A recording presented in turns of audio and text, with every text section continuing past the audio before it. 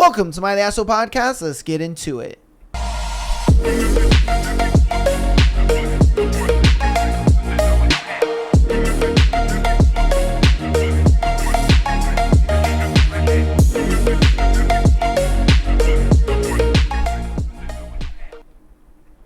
Oh, welcome to My The Asshole Podcast. Today is Sunday. You guys know what we got for the Sunday, baby. Oh, yeah, baby. Oh, yeah, we got our boy back in the house. Oh, man, it's good to have you back. How has the week been, Rig Form? Thanks, homie. It's good to be back. Doing some prioritization in the workforce and stuff like that. So it's been a great week. I'm happy to be back on the cast, even on a Sunday episode or an Easter episode. You guys are getting a pretty juicy one today, I would say. Happy Easter to those that celebrate. Well, we're filming this on Easter, but Right. It'll come out next week. Yeah. So happy late Easter, Happy I late guess. Easter. You know what I You'll mean? see it late, but it is Easter right now. Yeah, so. we're filming it on Easter, but yeah. But you know, we got some juicy we got a juicy episode for you guys. All right, we got an action-packed episode. We got some videos for you. I asked the community and asked you guys to send Michael in your funniest or best pickup line. So he's gonna give the thumbs up or the thumbs down. You know, he's either gonna give it a aura if you got Even or dishonor. You know what I Yeah. mean? So we're gonna be doing that. We're gonna be doing you guys' scenarios, all that good stuff. You guys seem to be absolutely loving the videos. Those probably are the most like engaging clips, if I'm being real with you. I don't know if it was last week or if it was the week before that, but the whole if you remember the connection one, yeah. where homegirl was just like, oh, I want to find a connection. And you're like, oh yeah, no, you got a connection, all right. That clip actually did really fucking well. That one and the paying for the like 18 women or whatever, that clip, yeah, those two clips for some reason have done the best so far. And so we just have more of that for you guys, if I'm being real with you. Just more craziness. And so this clip that we're going to show right now, or this video we're going to show right now, was sent in by you. I have no idea what the fuck this is about. All I see is best friend having a child. What the fuck? Yeah, so just to give a little preface or whatever, right? This clip is a little bit older, like the original video is a little bit older, so it's just every now and then it resurfaces with like different people reacting to it. So at the end it'll probably show, I think it'll show like someone else reacting to it, but I'll cut that out. Yeah, the point was like women love to say like, oh, bestie's just a friend, yada yada yada. Okay. Yeah. My thing is always like, I think there's a difference between like boy best friend and like bestie, you know what I mean? And I think it's when a woman says this is my bestie, or like, you know, he's just my bestie or whatever, that in and of itself is more of a red flag than just having a boy best friend. But okay, you'll see why. All right, we'll roll the clip. Hijo del corazón, deja ya de llorar. All right. Yeah, so as you saw in the clip, for the audio listeners, it was just what it said is you decide to have, you and your bestie decide to have a friendship child. So The fuck is a friendship? yeah, child? the two, the man and the woman, decided that they were going to have a child together, but just remain besties and not be in a relationship. So it's a friendship child. Come on, man. Like, My thing is, I wonder if she had a fucking boyfriend at the time. she probably didn't. I think what happened was that she got out of a relationship with a dude that, you know, she actually wanted to be with. Homeboy has been waiting around in the friend zone for God knows how long. Yeah. She looked at it like, well, I guess I'll fucking settle, because you gotta remember a lot of women have that whole like ideal timeline. They are like, oh, I want to have a baby by 25. I want to be married by 28. I want to, so on and so forth. Whatever their timeline is, a lot of women have that. And so I think when they are encroaching that and they look at it like, ah, shit, this ain't gonna happen with the guy that I want it to happen with, they just look at it like, well, it is what it is. Like my ex's sister was like, I want a baby before 30, and if I have to, I will just have my ex be a sperm donor, so that way I can just have a baby. And I'm like, bitch, what? That's crazy. Yeah. Why are you gonna have a baby with a dude that don't give a fuck about you just because you want a baby before 30? Yeah. Like, that's the stupidity of some women, if I'm being honest with you. Instead of looking at it like, okay, you know, I'm gonna find a dude who like is good for me, can take care of me, and, you know, be with me, whatever, and do it that way. They just look at it like, no, I want it now. Yeah. You know, and I think for her, she looked at it like, fuck all the love and all that stuff. I want it now. I want the best of both worlds, kind of have my cake and eat it too. So I'm just going to have this dude, you know, who's pretty much responsible for that baby. Yeah. Like, yep. He's fucking responsible for that baby regardless. And then she could still go date and fuck other guys. Yeah. You know, and it's crazy to me that women think like that. I'm like, bro, what the fuck? Yeah. Because now the question is, it was kind of brought up in like the comments and stuff of that video of like, when the child's like growing up, is he gonna be like the dad? Is she gonna get married to another dude and be like, this is your dad?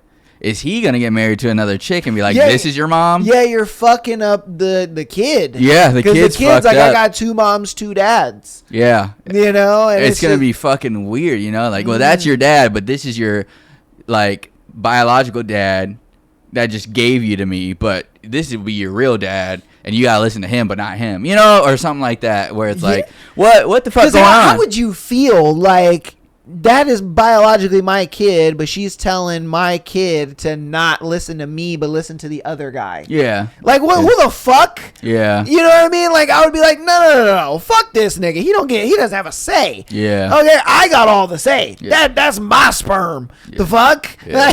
Like, bro, the world is insanity. Yeah, it in no way, shape, or form is it gonna play out well, because like if he stays loyal, right? He's like, yeah, I'm not gonna fuck anyone else. She goes fuck someone else. She's like, the baby's gonna be like, Dad, why the fuck mom fucking all these other dudes? You know what I mean? Yeah. Like, I thought you were my dad. Why is mommy and daddies don't need to be married? Mommy and, you know what I mean? Like, it's just gonna be so confusing for the child. And like, well, I just sat in my cuck chair for a while, and eventually your mom decided like, hey, I can't get a dude, so she came and fucked me, and that's how you came along. And now you growing up, that's gonna be your perception of what a relationship is. Yeah. Everyone else is gonna be weird because their dad's wasn't in the cuck chair for 5 years, and then their mom fucking went. I don't know if the baby's like a boy or a girl, and that's why I'm a little iffy on like the details. But like either way, yeah, it would fuck them up. Yeah, because if it's a girl, the girl's gonna be like, all right, it doesn't matter if I have a partner or not. There's going to be some dude that's in a cuck chair for a while that I can fall back on. And then if it's a boy, he's going to be like, well, Dad sat in the cuck chair for 5 years, so why I should. Yeah, you know? I can too. Oh, yeah. Like, son, why is your girlfriend, having sex with other dudes? Oh, well, because you let mom have sex with other dudes. Yep. And he's just sitting there just like, oh, shit. Yeah. Oh, fuck, what did I teach my son? You know what I mean? And then your daughter is just like, well, it doesn't really matter. Like, mom has sex with a bunch of different dudes. Yeah. So, like, why can't I? And you're just fucking your kid up. Yeah. And then every dude that gets with your kid's mom is just going to hit him with a... Like, bro, it's just... You're just fucking up the perception of the kid. That kid's gonna be twisted. Yeah, twisted. It's just unless they get their act together and decide to get married. Like, hey, you know what? We kind of weren't really seeing each other that way at first, but then we got together and we're like, all right, yeah, we really did. We found out through whatever our journey, we did have feelings. We just weren't sure. And then, now we're married. Because they could, later down the road, he gets married to her and they have a normal seeming life before the kid grows up and is able to like form opinions and all that crap. It could happen. We're just saying, obviously, that's worst case scenario is like your kid gets fucked up and their perception of love and relationships is just further fucking up the world and the pool out there. It's just like, dude, because could you imagine dating right now? Like as a kid in high school, with the internet and like TikTok, all that stuff, like, could you imagine dating right now? No, I don't. So I don't know what it's really like for teenagers because I don't have teenagers. I don't speak with them, obviously. Yeah. But like the idea I'm thinking about, I do have like a good friend of mine. His son is like 15, so like that's like about like the extent of it, But he says it's rough, and so I believe him across the board, because I just feel like the idea of social media just puts too much in young people's head for them to really get like an idea of what they should be, especially because no one explains what happens on social media. You know what I mean? Like you perceive stuff and everyone's got a different way of looking at something. So like you could see something and take it high right and be completely fucking wrong and do something crazy out in person where it's like all you need is confidence, right? And then you end up fucking with like a harassment charge or like you're creepy or like you're labeled terrible in your high school. So it's hard to say. I couldn't imagine it because I know it was difficult back in high school for me, but like now, dude, I could only imagine. That's what I'm saying. That's not the kind of comparison that I'm trying to make. Is like when we were in high school, it was already difficult, to date and find a girlfriend and all that shit, whatever.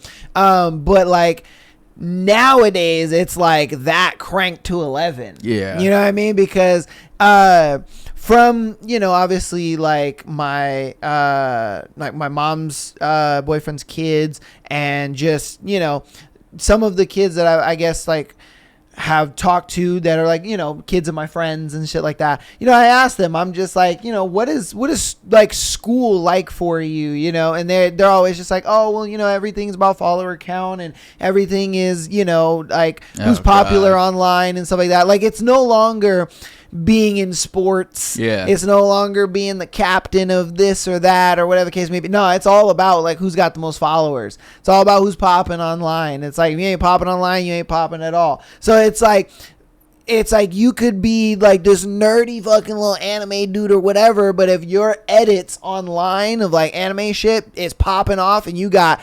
100K, followers or whatever, that kid's popular. Oh, wow. You know what I mean? Like that kid's popular. They're like, yo, I want to fuck with that kid. Like his edits are like super popular on TikTok or super popping on Instagram, whatever the case may be. Oh, she's got, X amount of thousands of followers. Like we all want to hang out with her. I would hope not, but yeah. Yeah, but that's just like their metrics of popularity nowadays. Obviously not in every school, but in the majority of like times that I've talked to friends' kids and like kids of my my mom's boyfriend and stuff like that, just I've just been like, what is it like? And they always tell me that. They're just like, yeah, no, it's all about follower count, it's all about this, it's all about that. And I'm just like, that is so surprising.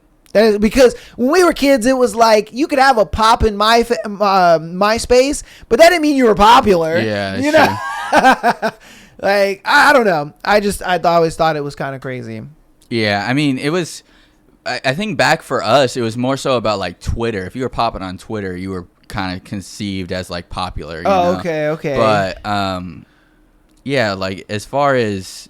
You're right. Like follower count in general, not too many people were like, "Oh yeah, dude, like you're popular." Like you said, it was more about like what you did in school, because like every like position, I guess if you want to call it that, or every place you could be at, if you were popping there, you were pretty popular. You know what I mean? Like we had popular nerds that were like captain of like fucking Health Academy, or like obviously the captain of the football team, things of that nature, where it's like.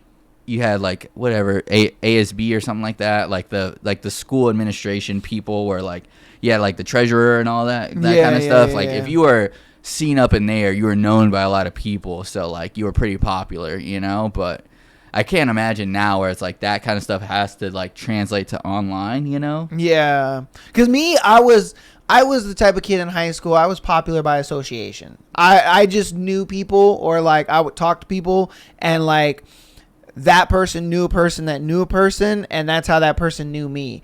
And I, you know what I mean? They would just randomly say what's up to me, and I'm just like, how the fuck that random dude know my name? Like, okay, all right, whatever, you know? And it was always because I just kind of got along with everybody and just talked to everybody, but I was never really like friends with a lot of people. I would just talk to them, but like they, by association, they're like, oh yeah, that dude, yeah, cool guy. I have a class with him. And they're like, oh, okay, well if that dude's cool, then like I'm cool with him. Yeah. Hey, what's up, Aaron? I'm like, who the fuck are you? What's up, man? You know? Yeah. So like that's how I was, I guess, quote unquote popular. But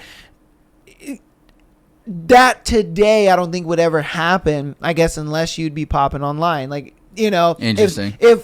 If I were to walk up to you and be like, oh yeah, that dude Billy over there, you know, he's a good guy, you would just be like, well, is he good on Instagram? No, he's not.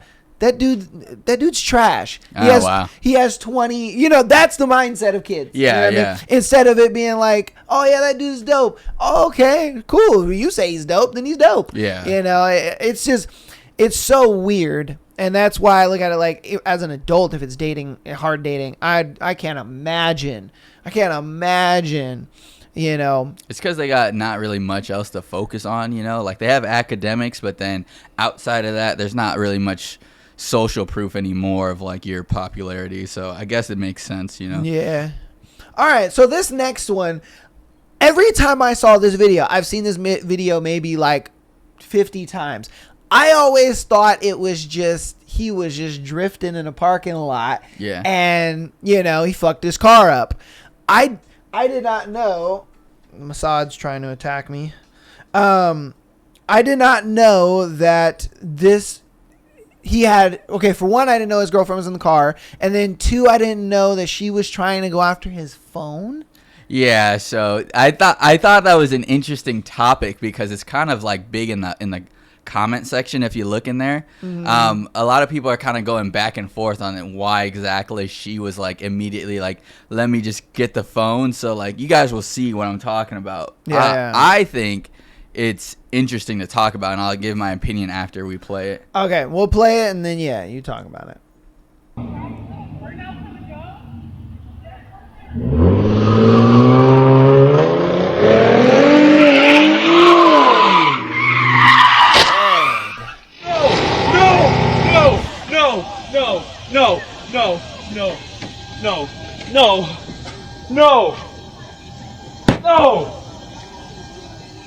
No!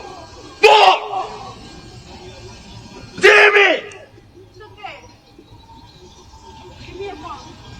Fuck, give me your phone. She gets out of the car and is still like, give me your phone. I'm dead. No, my life's over, Sam. My life's over. Sam, my life's over. Sam, it's over. Password. Sam, it's over. Password. Sam, no, everything's over. No, I know. She's like, password. Stop it. Sam, it's over. Call it Gordo. All right. Oh God. So I'm assuming she was like, they're in the car, and then she's like, give me the phone. And so then he's like, whoom, and then boom. After all that, homie is like worried about his car, and she's still worried about the phone. At that point, I would have just threw my phone at her.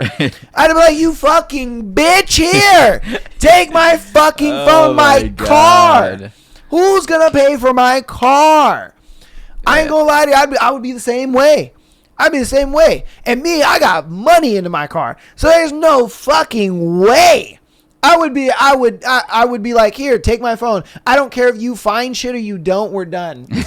We're fucking done. We are over with. Bitch, get the fuck out my face right now. Oh God. Yeah, that shit is funny to me because, so like, there's like like I said, there's a big debate in the comment section where like Okay. people are like, oh no, she was just going after the phone because he's obviously hysterical. So like she's the one that's gonna be making like logical decisions. She's gonna like know who to call or whatever. And I was like, absolutely fucking not. I don't care how distraught I am. The worst thing I can do is then hand over my phone to my wife to get her to try to call someone. Because she, like, who is she going to know to call that I wouldn't already fucking know? Yeah. And if I'm being honest with you, I've been in this situation before. And it was with me and my ex-fiance at the time. We were driving home somewhere and someone rear-ended us. And I was like, fuck. And I was pissed. I was upset, distraught, like just mad. You want to know what she was doing in the passenger seat? Oh my God. What? And I'm like, fuck. Now I have to deal not only with the person behind me, I got to deal with my own feelings, and I got to deal with hers. It's like, bro, no. And she's like, she's doing the same thing. Oh my God, give me your phone. Oh my God, I got to call somebody. Oh my God. And I'm like, no, you're not calling anybody. Literally. You're not, dude, relax. Like who, and that's like the point where it's like, who would she know to call where he wouldn't already know who to call? You know what I mean? Because I mean, for him, he looks at it like, bro, for one, everything's fine. It's not like anybody is bleeding or dying at the moment. The worst thing right now is my car. Yeah. Like, let's be real. Like, financially, yeah. The worst thing right now is my car. We're okay. We're fine. We didn't hit anybody. There's not anybody else involved. It's just us, and we're okay. So it's like, I'm not worried about calling help. Why are we calling help at this moment? Yeah. Like, if anything, my car needs help. Yeah. And so for the audio listeners, it says what could go wrong drifting a car you couldn't afford to damage, right? So very obviously the man is freaked out because he hit a pole and he's like, dude, like, how am I going to fucking pay for this? And it's like, unless she knows some fucking mechanic shop that'll do shit for free and it's only on his phone, there's no reason for her to get out the car and be like, give me your phone, password. Yeah. You know what I mean? So that's why like the debates in the comment section are like, she just wanted to go through his phone. yeah, bro, because it's like at the end of the day, like like she was like, dude, this is my chance. Like I'm gonna be able to go through his phone. Like he'll be so distraught, so disorganized. Like he'll give me his phone. And then she's like, password. And he's like, no, you fucking idiot. My car is damaged, but I'm not stupid. You know what I mean? Like, fuck. And I don't know if he's got shit in there. But either way, you know, his decision was no. And I'm like, it just goes to show, like, why the fuck is that your first instinct? Like, for you guys crash and she's like, give me your phone. For what? Facts. What do you need my phone for in this scenario? Okay, so my man can't afford a fucking, what is that? It looks like an Eclipse. It looks like a G35. Like, bro, you can't afford a G35, my guy? You're that broke?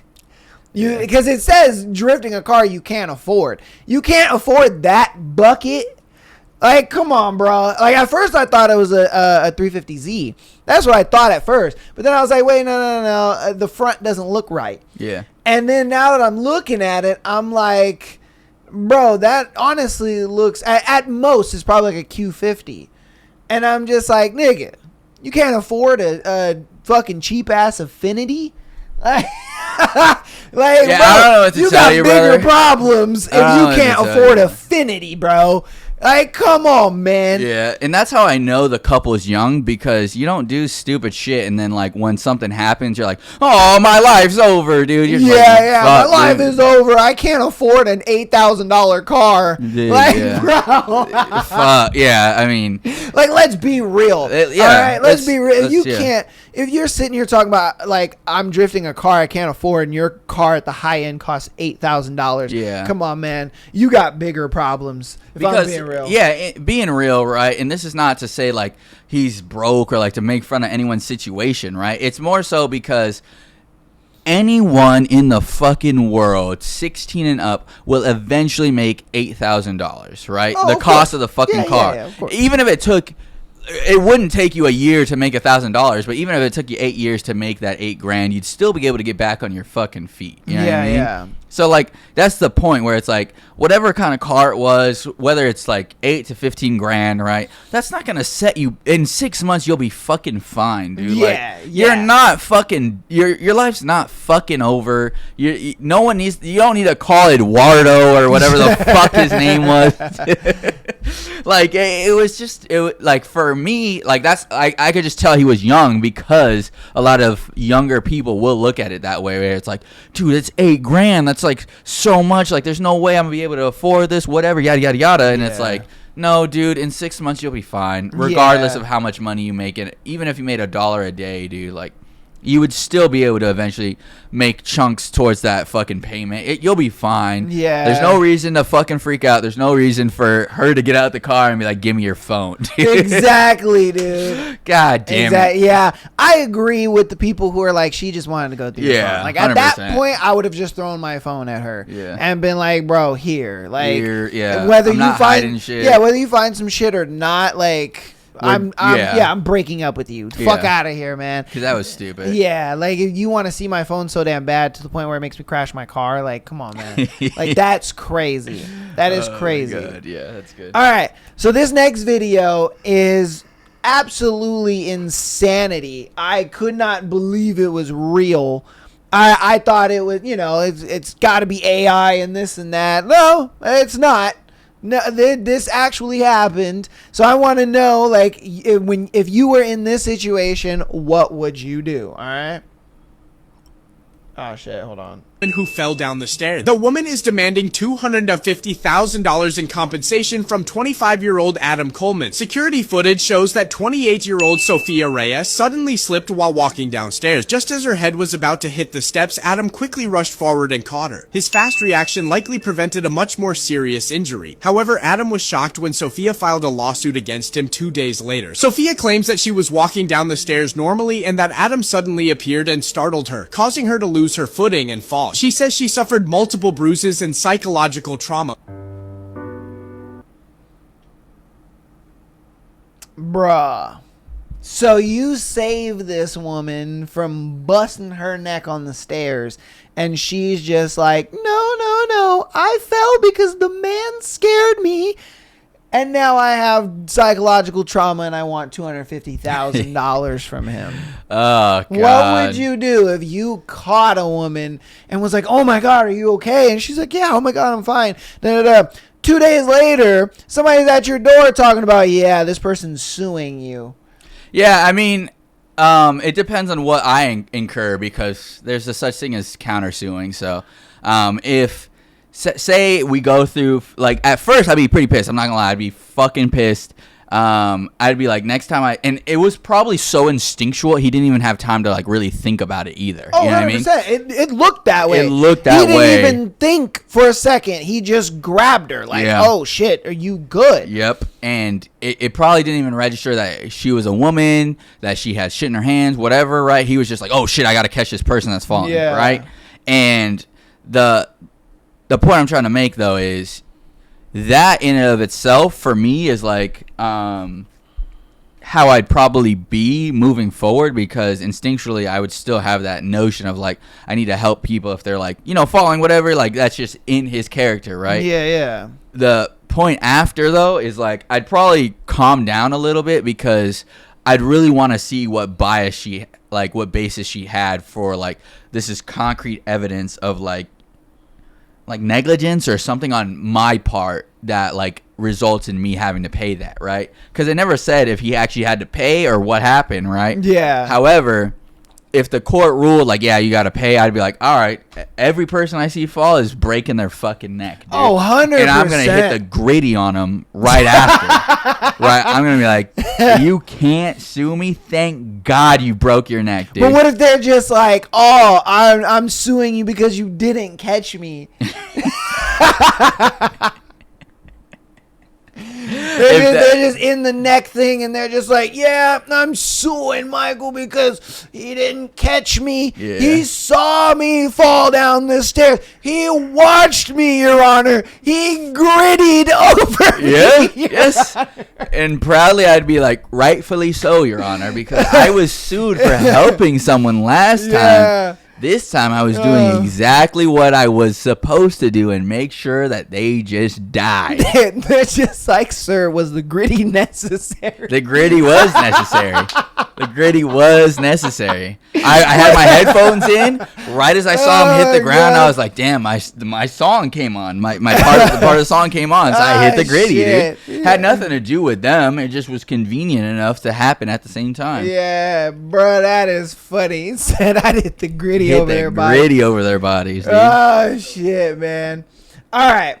So, this next one is pretty much going to be like, I want to get your thoughts on this one, because when I heard it, I was appalled. I was like, are you fucking kidding me? This is, and look, it's not all women. A lot of low IQ people try to sit there and be like, not all women, bro. But this is the majority of women that think like this, that are in, you know, I would say the age range of like 28 to like probably 30. Well, I would say 28 to 40, if I'm being real with you. Okay. Like, this seems to be that age bracket's like mindset when it comes to dating for some reason. Okay. Some women say it, some women don't.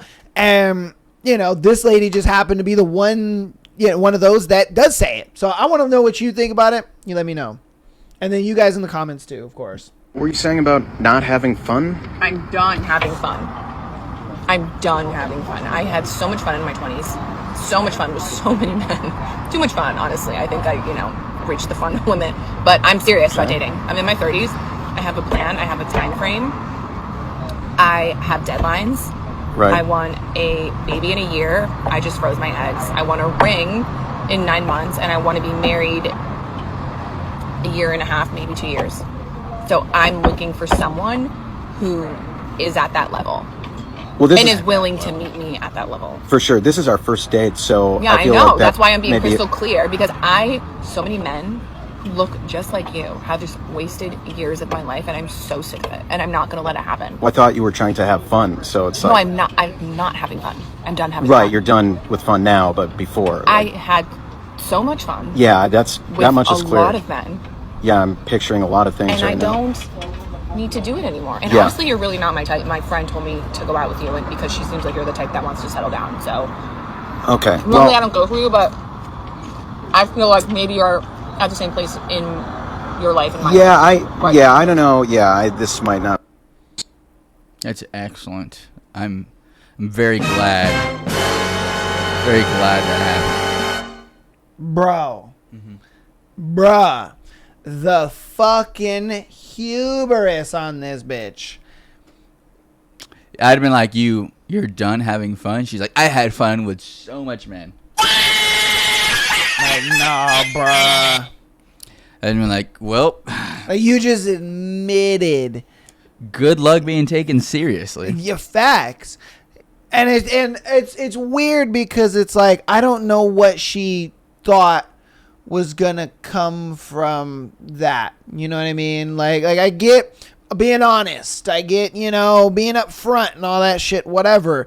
But it's like, bro, you could have just not told me any of that. You know what I mean? And I'm sure that date would have went far differently. I don't know. When I read it, it made me mad. When I watched the video the first time, it made me mad. It was one of those things where I was just like, first off, who the fuck do you think you are? Being like, oh, I have this timeline and this and that, blah, blah, blah. And I think this perfectly encapsulates that first video that we watched. Like, that, I guarantee you, the girl who had a baby with her bestie or whatever was like this. Yeah. She was this girl. She sat there and told her friend, like, oh, I'm X age now. I need to have this by this time, and I want this by this time, and this and that, blah, blah. Yeah. You're not my type. I would never go for you. Yeah. You are not a guy that I would ever date, but I want to have a baby with you. Yeah. And he was just in the cuck chair like, yay! Yeah, pretty much. Yay! He's like, yeah, I'm ready. I'm ready. Oh my God, 10 years later, I'm ready. Thank you. Like, I knew this cuck chair would work out eventually. Bruh. And this guy, on the other hand, and so there's like a concept out there with like my experience in sales, and I'm gonna relate it to this, where the more front loading you do of like an emotional buy-in, the harder it is to get where you're trying to go unless you find a very specific kind of person. Yeah. I.e., right, like in the event of like you were like trying to sell someone something, you're like, yeah, there's a bunch of upfront fees. You have to go to our office in an hour away from your town. You have to sign up these paperwork. You have to bring in proof of residency, proof of income, you know, like all these kind of things where it's like that would make the back end a lot easier, but at the same time trying to get new customers, i.e. trying to get a new like dating partner, if you're just gonna front load them with all this fucking work, they're not going to want to emotionally invest at fucking all. No. Because you think about it, like, if you had to go to, like, the grocery store and you had to, like, scan your ID, go through metal detectors, fucking, I don't know, like, sign multiple waivers, look through a bunch of, like, bullshit, right? Like, and then you, like, yeah, for memberships, yeah, like, you do something like that, like, yeah, I could see it, right? Going through all of that, and then you're like, all right, I never have to do that again. That's fine. But, like, a lot of people wouldn't go through that to have a membership when the grocery store, Walmart, Target is right next door, and you don't have to do any of that shit. You know what I mean? So it's like, it's along the same lines of, like, dude, yeah, I have to meet deadlines. I have to fucking give you we have to have a baby. I have to marry you in a year and a half. Like, what if I don't fully know you yet because of the journey I'm on, you know? Facts. And then there's just like so much emotional buy-in from the jump where it's like, if you guys started, like you said, you didn't say anything, you started dating, and then you just like slowly started throwing 1, 2, 3 things on out there and see how they gauge for that kind of stuff. Then it's like, all right, like you guys are then like navigating together and trying to like actually harmoniously go about the relationship versus just like, I want this, I have deadlines, I expect this, I need someone that's gonna meet me on that level. And it's like, all right, bro, you're steamrolling, and it's gonna take a very particular kind of person. And then one of the comments even said it in there, and it's the truth. 3 years down the line, you said you're done having fun, but like 3 years down the line, you're gonna be like, I'm bored, I'm not having fun. I'm gonna go back to 800 dicks at once. Facts, and it's like, bro. oh my God. So not only did you front load someone with a bunch of bullshit, later on you figured out like this is not actually what I fucking wanted. I'm not having fun. I'm gonna still go young. I can do all that stuff. I'm gonna go back to doing 100 dicks a day. Damn, bro. And it's like, oh my God, you know? So it's like, of course, for her, like, I had so much fun, right? You're not gonna go from like, I had so much fun to like, I'm gonna have no fun, right? Yeah, boring, settling, one person. Real growth mindset would be more so along the lines of like, dude, I really don't know why I did that. That's not what I wanted. Now, you know, I look back at it as experience, but now I have my priorities in check, you know what I mean? Yeah, or in alignment, you know? That's more of the mature mindset that I would be looking for. But then again, I would never, if you were like, I had so much fun with a lot of men, I'd be like, all right, well, I'm not gonna, you know, like, again, the fucking Like, I'm not gonna deal with that. I'm not dealing with that, dude. No, fuck that. Hell? It's just like, like, dude, why would I want to hear that, though? Yeah. Why would I want to hear the fact that you had, and that this is the weird thing I don't understand about dating nowadays, and this is even in my own dating experience, is for some reason women feel like they have to flex on you. Yeah. I don't get that at all. The amount of times I've gone on dates with women and they sit there and just try to flex on you, where they're just Other like, dudes or? no, other women. Like I'm going out on a date with a woman, and she's just trying to flex on me. I mean, like, is she flexing that she's been with other dudes? No. Like, just her accomplishments, the fact that she's got options, the fact that she's got this and that and this going on and blah blah. And I'm just like, okay, I don't give a shit. Like, why? None of this matters to me. I don't care for any of this. you know, and it's a lot of times why it doesn't get past the first date for me. I'm just like, yeah, cool, never calling you again. Immediate block, because I don't get it. I really don't get it. I don't understand. Like, it's cool to be accomplished, whatever, that's fine. But you don't have to sit there and then try to tell me about your accomplishments as if I care about that and I want to hear about that. No, your accomplishments are not what make a relationship fruitful for me. My accomplishments is what makes a relationship fruitful for you, but it's not the other way around. Like, I want to know that you're going to be a dutiful partner. I want to know if you're going to be somebody who can help me with my business. I want to know that you're somebody that can be by my side and, you know, support me through things that I need to go through, as well as I can be there to support you through the things that you need, obviously in a different way. But it's just like, I don't know why they use the male metric of success as like, oh yeah, this is what a guy wants to hear. I make this kind of money. I have this kind of job. I do this. I do that. And to me, I'm just like, I don't give a fuck. Like the last girl I dated, you know, she was in IT and she always wanted to tell me about how accomplished she was, about being like the only woman in her job and division and all that kind of stuff. And I'm just like, I don't care. I don't give a shit. None of that matters to me. Your interest in computers and stuff like that is really cool, because why, I build computers too, and I love that we can have that in common and talk about that. But your accomplishments in your job don't mean shit to me in the realms of what our relationship is going to look like in the future. And so that's why I turn my brain off to that kind of stuff. Interesting.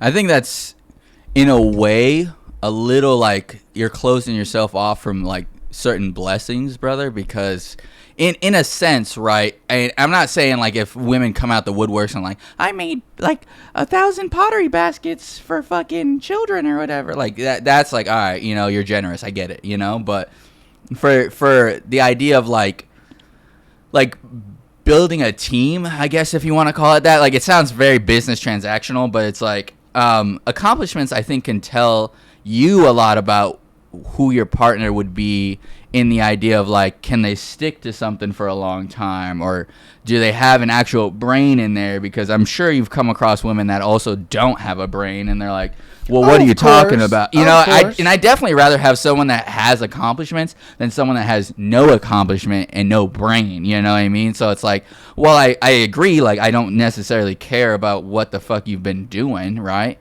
But at the same time, with the right accomplishments, that does, I think, tell you a bit about how your dynamic would go. You know, like, she's like a culinary genius, and she's like, yeah, like, I've done shit for, like, as a sous chef in like Michelin star restaurants. Like, you're gonna be like, but that's what I mean. Like, see the example you just used. Like, if she went to school for cooking, says she went to Cordon Bleu or whatever, that benefits me. Yeah. In our relationship, I look at it like, okay, she knows how to cook. So when I'm busy working and doing my thing, I know that she can come into my life and add that type of value of cooking me meals and stuff like that. You know what I mean? But if you're sitting here talking about like, oh, I make X amount of money and this and that, and I've accomplished this and that, that has nothing to do with anything that benefits me in the relationship. It doesn't matter how much money you make. It doesn't matter, because women are always going to look at it like, your money is our money and my money is my money. So it's like, just in that basis alone, your money means nothing. Your career means nothing.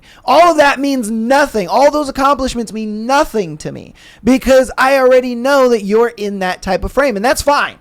I'm not saying that's wrong. I'm not saying that women need to change that, whatever. That is the female mind. It is what it is. That's how they look at money. So I look at it like, I would much rather a woman who does have skills like that versus skills that are business related, that are just more self-centered toward her. It's like, you know, that none of that benefits me. You're getting all the benefit, and I don't have any benefit coming out of this relationship. Yeah, it sucks to say and look at relationships transactionally, but I mean, fuck, that's just what they are. I mean, hell, you know, they even say marriage is just, it's a transactional contract, right? You know what I mean? It's no longer like the religious institution it used to be of two people fall in love and they get married under the eyes of God. Like, it's just not that anymore.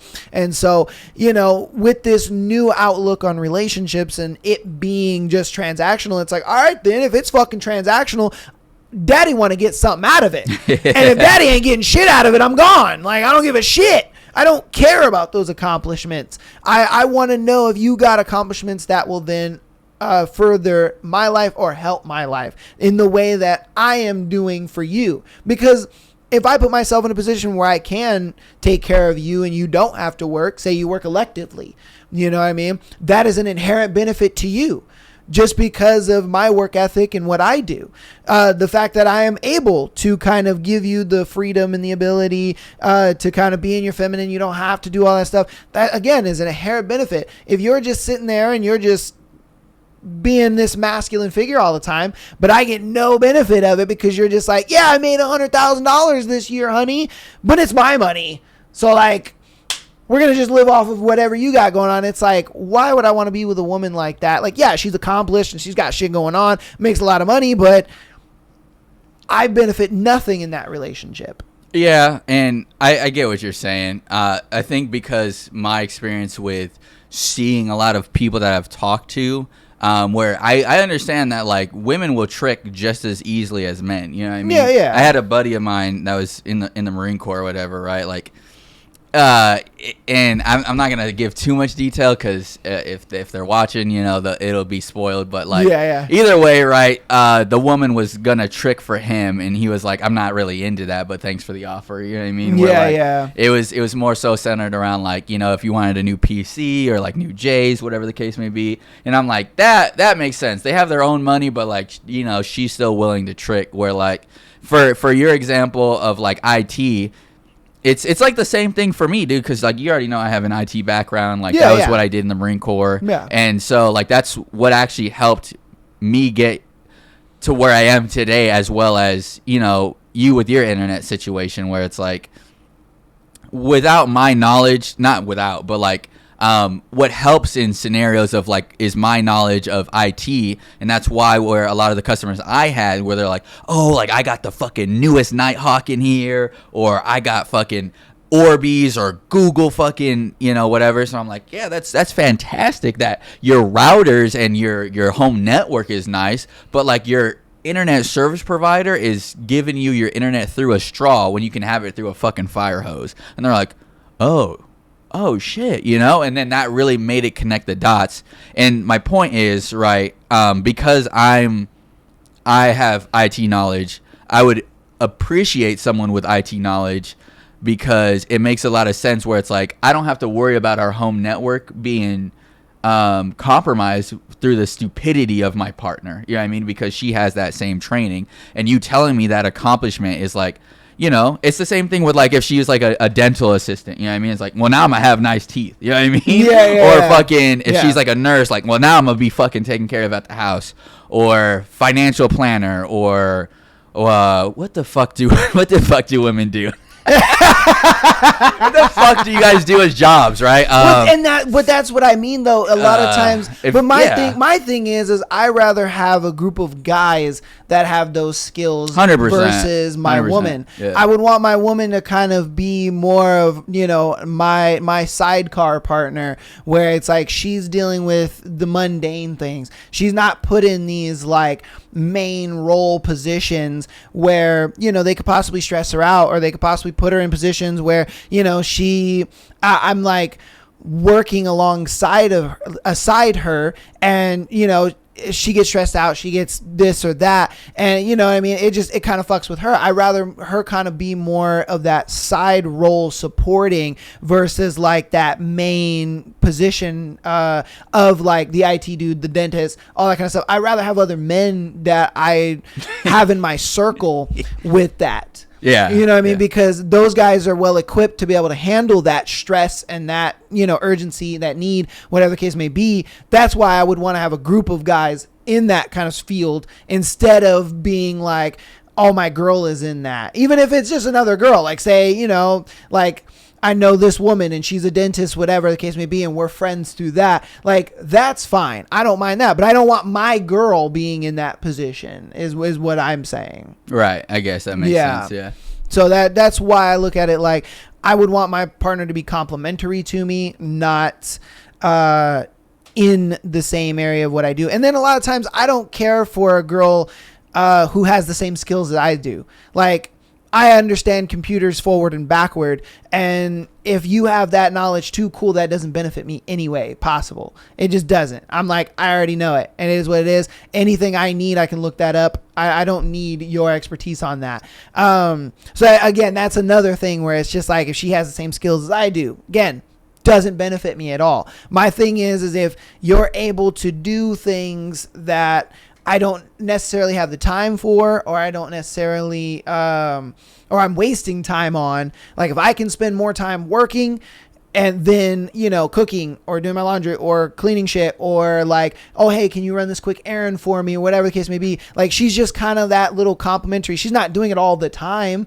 but it's just like in those quick, oh shoot, hey babe, can you do this really quick? All right, cool, thank you. You know what I mean? It's not like she's a maid or she's a servant or anything like that. It's like, no, it's just in the small moments of time when I'm really busy and I'm like, oh shit, babe, I didn't get to this thing. Can you do it for me really quick? Oh yeah, sure, no problem. She's able to help me out with that. Like, that's where I need her to be. I don't need her to be in these roles where I would put someone like you in, where your expertise can actually bring something to that table. I don't need that for my partner.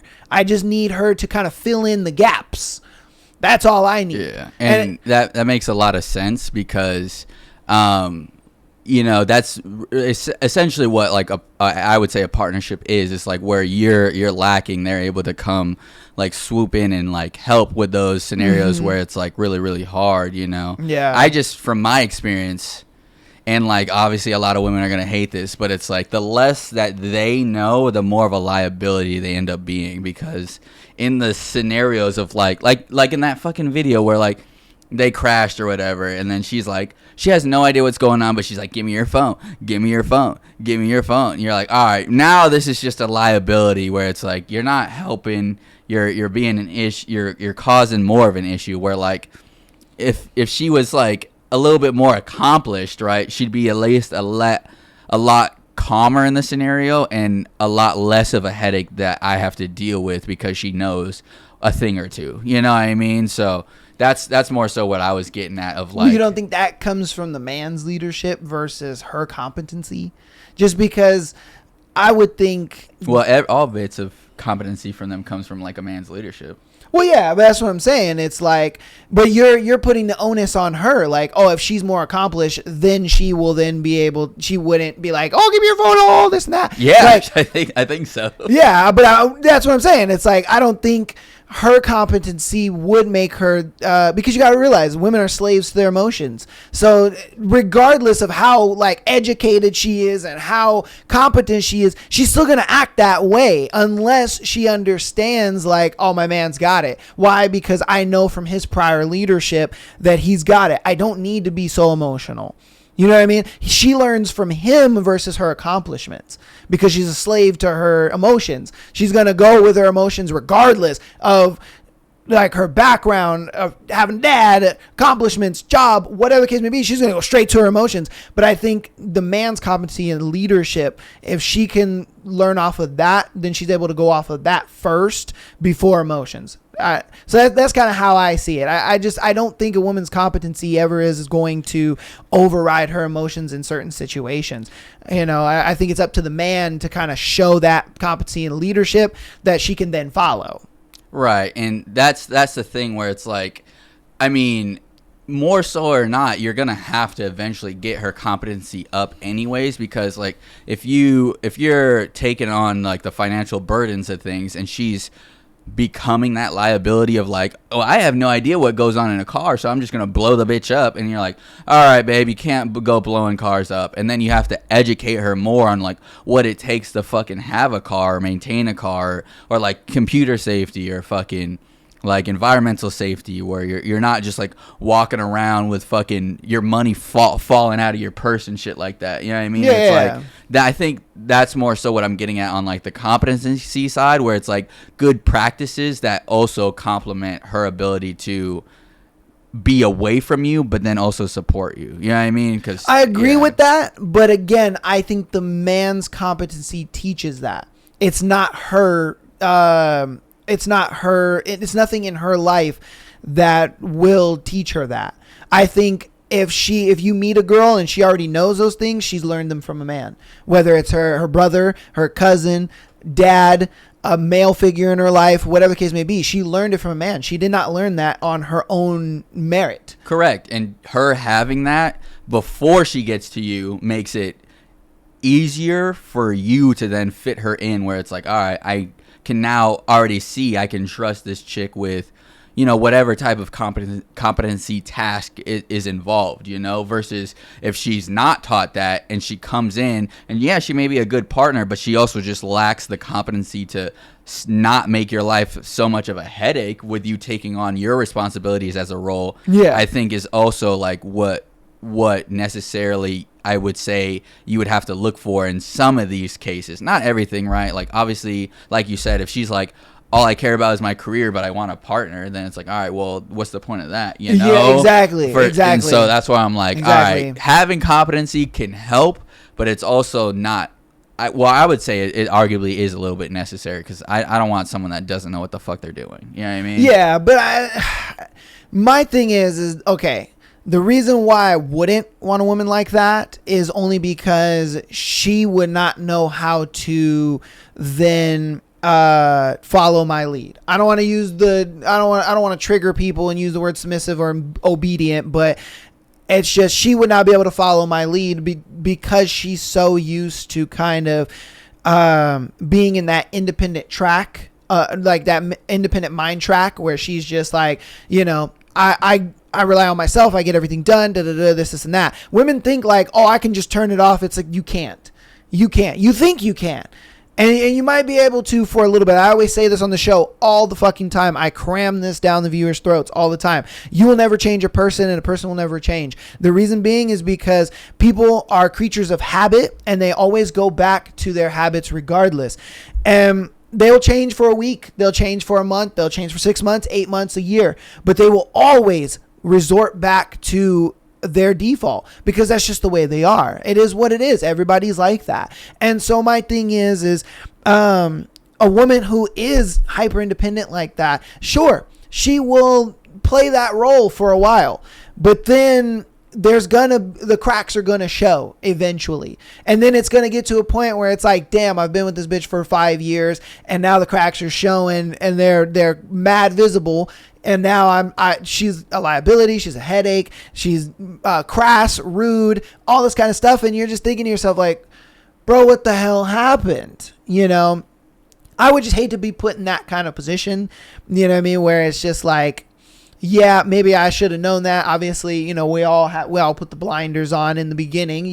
That's why they call it the honeymoon phase. But my thing is I've been in enough relationships and I've been in enough situations where I'm just like, okay, I know what to look for, so that doesn't happen later on. So I'm not blind to it. And I rather kind of get that out of the way in the beginning versus it being like, maybe she can, you know, turn that switch. Maybe she can't. Like, I'm just not going to rely on that. I think that's interesting that you bring up, because it's like you say people don't change, but then it's like, at what point do they not change?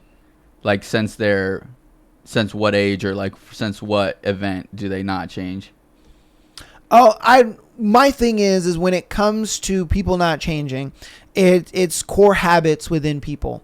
Like when people have core bad habits or they have core good habits, a lot of times it's really hard. Think about it like this. Say you are, let's say you're 250 pounds. And you're just a heavy dude and you really want to get in shape. You're like, man, I fucking want to get in shape. You do it. You bust your ass. You get in shape. You go from 250 to, let's say, 180. You're looking great, right? Mm-hmm. You're like, man, I fucking did it. It took you 3.5 years to do that. Then you're like, all right, my body's where I want it to be. And then you start lacking off. You start getting a little lazy. You start thinking, I don't really have to go to the gym. It's fine. You know, I lost all this weight. I made this accomplishment. I did what I'm going to do. I'm good. I'm fine. You know what I mean? I don't have to go to the gym this week. I can have a burger. oh, I can do this, I can do that. And then you slowly start to go back into your old habits and ways. You spent 3.5 years, mind you, going from 250 pounds to 180 pounds. You're looking great. You did your fucking thing. But now because you've accomplished that goal and because you're where you're at, you look at it like, I can be a little lazy. I can afford to have a burger. I can do this, I can do that. And then you slowly get back into your old habits and ways and things like that, and you get a little lazy, and now you lost some muscle weight, and now you're kind of just like, my gut's coming back a little bit, but it's not what it used to be. It could be worse. It's not that bad. That's what I'm talking about. And so what I'm getting at is like, at what point, because what you're talking about is the subconscious idea of familiarity, where like for him, he got down to that 180 and he still was subconsciously a fat kid at heart, right? Because he was familiar with that, right? Yeah. And so it's one of those things where what I'm getting at is, at what point are you saying that like people will be who they are or have like those core ideals in them that's instilled and they can't get away from? What do you mean at what point? Right. So like, I mean, for you, right, I wouldn't say, because I've known you for 21 years now, right? I wouldn't by no means say you're the same person as you were 21 years ago. Yeah. I mean? Of course. And that's why I'm like, even 3 years ago, you were different, And it's like, it's one of those things where like, at what point are you saying that like, or I guess what aspects are you saying are unchangeable from a person? Okay, I see that, and that's why I use the exact phrasing of habits. They are your habits. Like, yes, I've changed in the 21 years that we've known, but I still have the same habits. You know what I mean? The same like types of things that I like video games. You know what I mean? We played video games back then and we still play them now. That's just kind of a core habit that we have. If a girl came into our life and was just like, you need to stop playing video games, and we're like, okay, sure, and we stop playing, well, we'll stop playing for like a month, you know what I mean? Maybe. And we'll go back to that same bullshit. And then she's mad and upset because we're playing video games again. It's like a lot of guys with porn. A lot of guys sit there and they're jerking their shit and they get so fucking used to that crap because, they've been doing it from when they were 16 to, when they're, let's say 21, they finally get a girlfriend and they have a girlfriend, but they're still jerking their shit. It's like, that's a core habit that, he needs to change and stop. And she's going to ask him to stop and he's going to stop. But he's only going to stop for that certain amount of time before he goes back to it. That's what I mean. So there are aspects about you that'll change, but it's your core habits is what I'm talking about. Your core habits are things that are about you that, sure, you'll change for a time. And that time may be short, it may be long, it doesn't matter. You'll go back to them regardless. Well, okay, that's a fair point, and I think that's more so with why you're changing versus like the idea of like having core habits, right? Because the idea is, like I was saying, like your subconscious idea of familiarity, where at some point you're not gonna just like, you know what, dude, I hate shooting my own knees out, but like every day you shoot your own fucking knees out, right? Because that would be detrimental to your health. You're not gonna do something of that nature of like, I absolutely like on the daily I shoot my knees out, but like I don't want to anymore, but I'm gonna just keep doing it, because it's the idea of you're gonna do something because it benefits you. You know what I mean? Not necessarily that like you cannot change it, right? I.e. for us, video games, 100% I still play video games, and I used to play video games in lieu of doing work, but then I realized, like I need to stop playing video games because I want to work on my work, right? I.e. I changed the habit, like video games are not a problem in my life, right? Like if video games were, if they're like the next time you play video games, you're going to go blind. There's not a fucking chance in the world I'm going to touch a video game ever again because I want my eyesight. You know what I mean? But if it's like, in 30, 40, 50 years, like you'll eventually die if you keep playing video games. It's like, well, I was going to die in that time frame anyways. Like, why would I? This is not going to change my, what I mean? Or I agree with you, but at the same time, people shoot themselves in the knees every single day by smoking cigarettes. and then they justify it with a good reason. Oh, I'm benefiting because it calms me down. Oh, I'm benefiting because it helps me relax. Like, people are still shooting themselves in the knees every day, regardless. Because it gets them something. Yeah. Yeah, and that's what I mean. They don't change that core thing about them. Like, they're going to try to quit because they're like, man, I'm tired of shooting myself in the knees, i.e. smoking.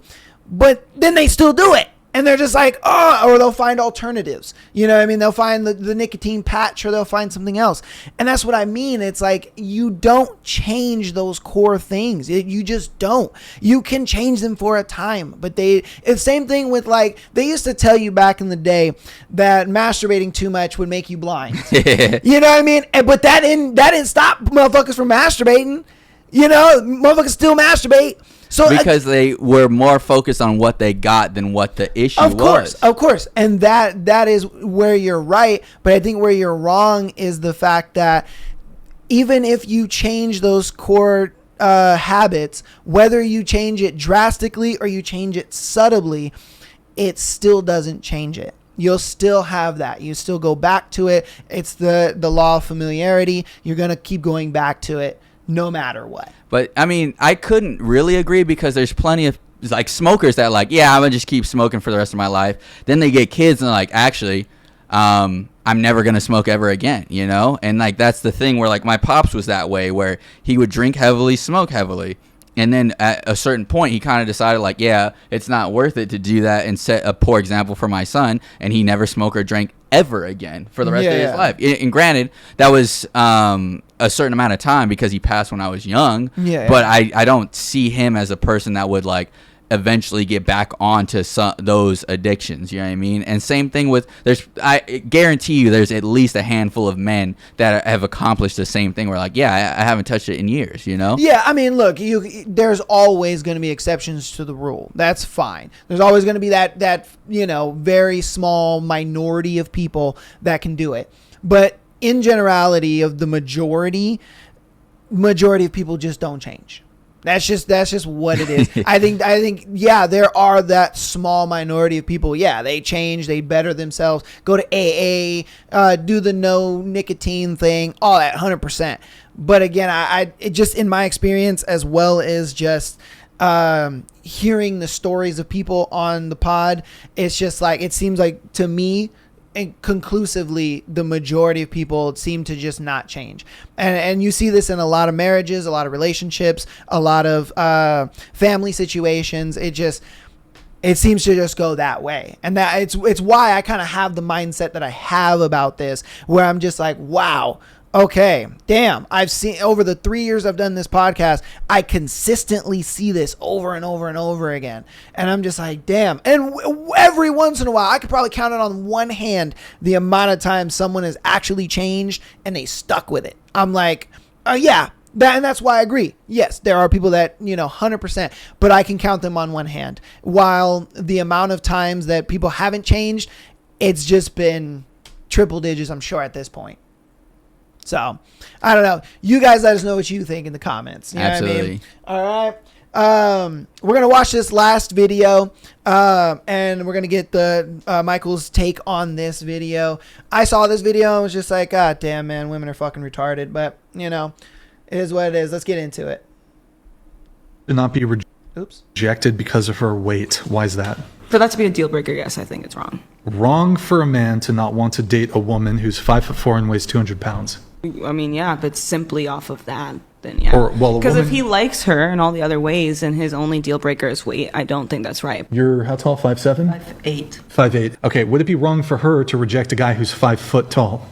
I mean, no, because that's her preference. Is there anything that's a fucking breaker for you? Probably if they smoke cigarettes, cheating. And it's not wrong for you to reject somebody who's a smoker?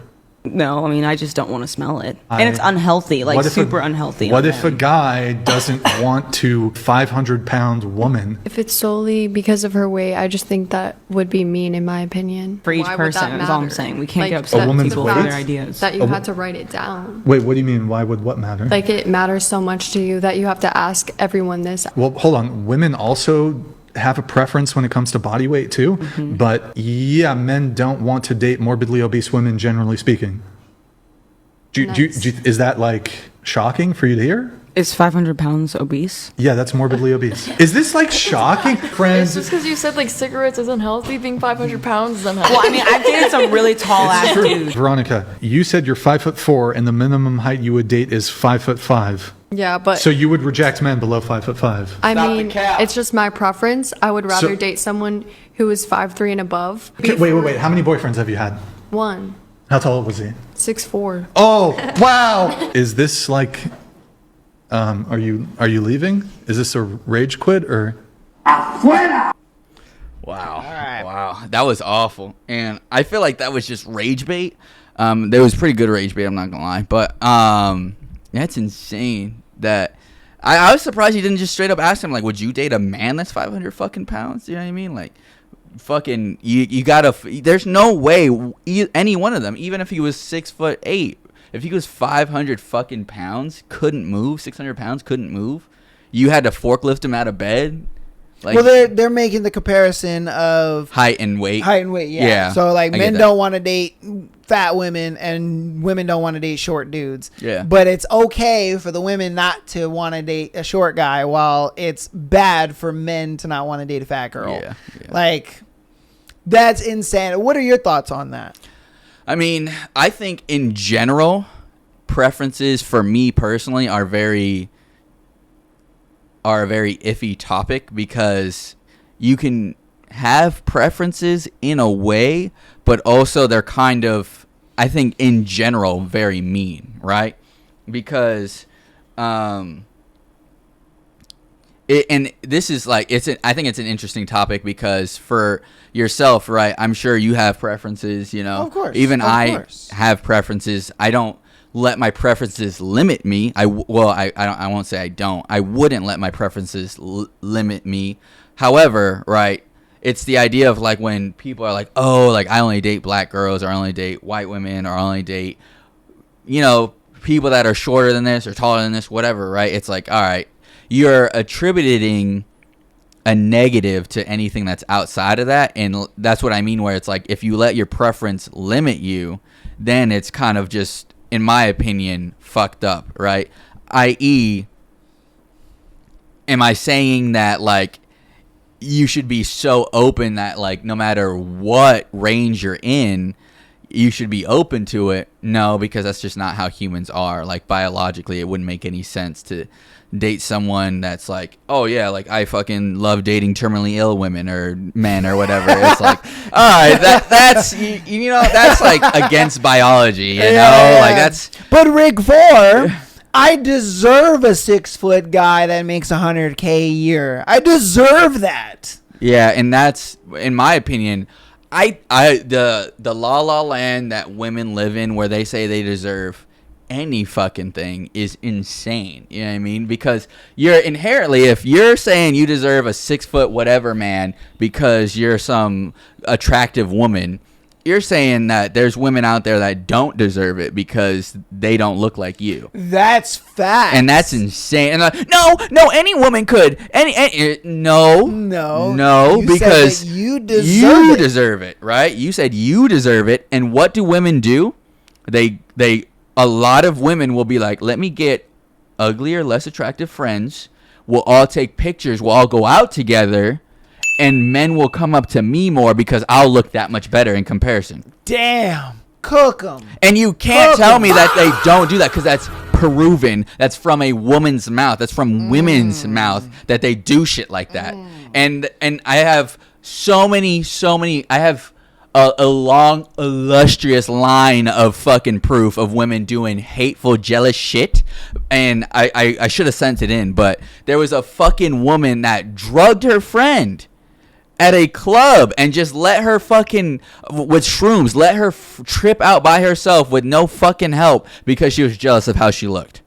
She felt like her friend looked better than her. And I'm like, you can't tell me that women don't judge each other and try to fucking kill each other based off of their looks. You know what I mean? And that's what I'm getting at. You saying like, oh, I deserve X, Y, and Z because I'm a woman and I look this way, is like, nope. You're saying that women that don't look like you deserve a lot less. Bruh. And it's crazy that people will fucking sit there and say shit like that. Like, oh, it's just a preference. It's just whatever. It's like, no, it's not a preference. It's I forget the woman said mean, and I don't want to use that word mean, but it's a fucked up metric, you know, like you fucking selectively check on what a partner should be. You know what I mean? And what I'm getting at is the more so extremes where it's like I only date tall black men, and it's like, all right, there could be a tall white guy that treats you right, or a tall Hispanic or Asian that treats you right, and you're gonna be like, no, because you're not black. That's fucked up. You know what I mean? Yeah. And it's like, well, that's just preference. It's like, all right, well, I have a preference of a woman that doesn't get out of breath getting out of bed. You know what I mean? It's like, or like, you know, if I'm gonna have kids with a chick, she's gonna have to play with them like I play with them. You know what I mean? And it's like, if you get out of breath trying to chase your kids around, or like, you know what I mean? Like, I by no means, like, a preference for me would be a woman that doesn't pawn her kids off on her family members. You know what I mean? Yeah. And like, that's that shit, dude. So many women are like, oh, like, where's the baby at? Oh, with her grandma. I'm out here shaking ass, or you know what I mean? It's like, all right, bro, like, you fucking, this is what deserves a 6'8", 6-figure fucking dude. Yeah, like, shut the fuck up. You know what I mean? Like, that shit's so ass, bro. Woo, all right, man. They're burnt. She's charred. She's as dark as an African, man. God damn. She's dark as a Somalian pirate at this point. Low honor on these fucking women. Oh my God. But yeah, dude, I just think that is so crazy that they have that mindset. Like, men cannot have standards. That, to me, that concept to me is just absolutely insane. Yeah. It's just like, bro, come on, man. But hey, you said enough. I'm not gonna I'm not gonna throw any more into there. You cook. I was like, God damn, he was cooking. It smelled good. It tastes good. I was over there eating it up, man. God damn, dude. Because it's true. Everything you said, 100% true. You hear it even from women. That's the crazy part about it. Like, when you threw that part in, I was like, facts. Yeah. The amount of times I've heard that from women. Like, that is wild to me. But hey, you know, it is what it is. Like I said, he cooked enough. I'm gonna just shut up. Let's move on. Right. All right. So we're gonna get to the announcements of the episode, and then we're gonna get into our thread, and then you guys a scenario. So patreon.com/Am I the Asshole Podcast, get an exclusive episode every single Friday, as well as being able to send in your scenario to be featured on the Tuesday and Sunday show. Like these lovely people did for today.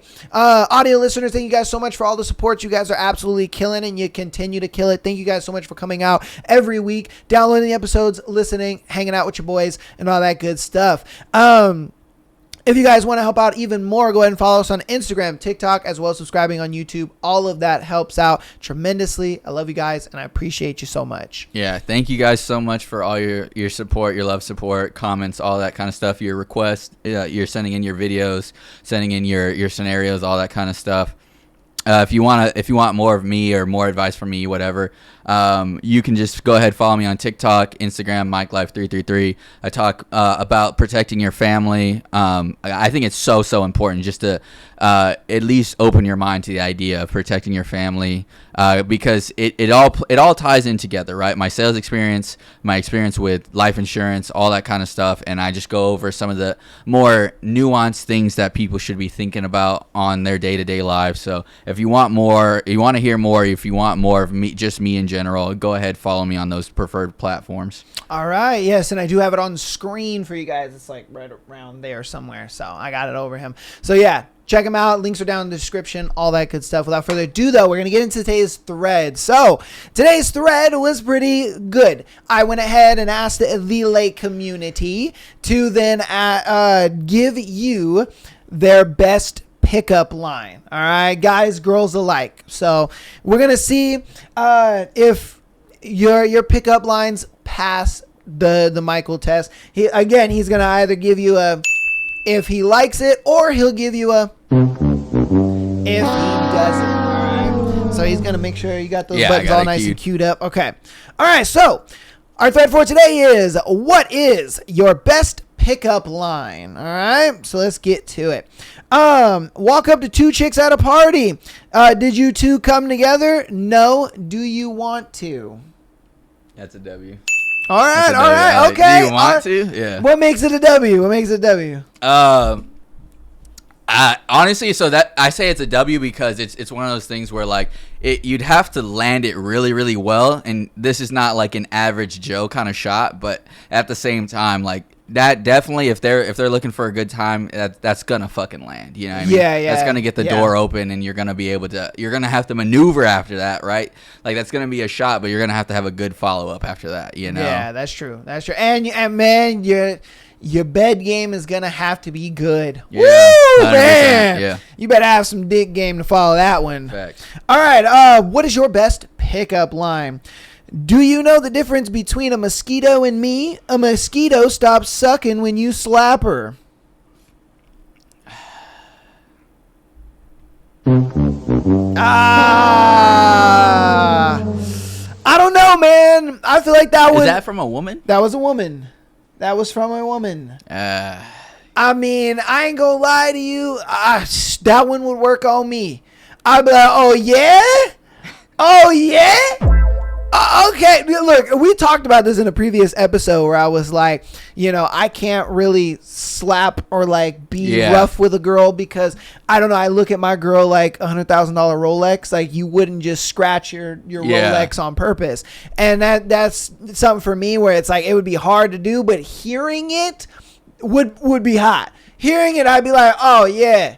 Yeah, I'm hard in my trousers right now. But, actually slapping her, I don't know if I'd be able to do it. But I don't know. That would work on me. But I guess, I don't know. Nah, it would depend on the delivery. But even still, I just kind of feel like, and this could be a little bit biased, but at the same time, I've heard some good ones from women. It's just women kind of deliver it wrong, okay. They kind of just feel like whatever they say will land because we're men, dude, and like that's what I'm getting at. You know what I mean? I feel you. Where I'm like, all right, yeah, like it depends on the delivery, but just typically speaking, I've heard that one before, and so it's like, all right, yeah, that one didn't land really before.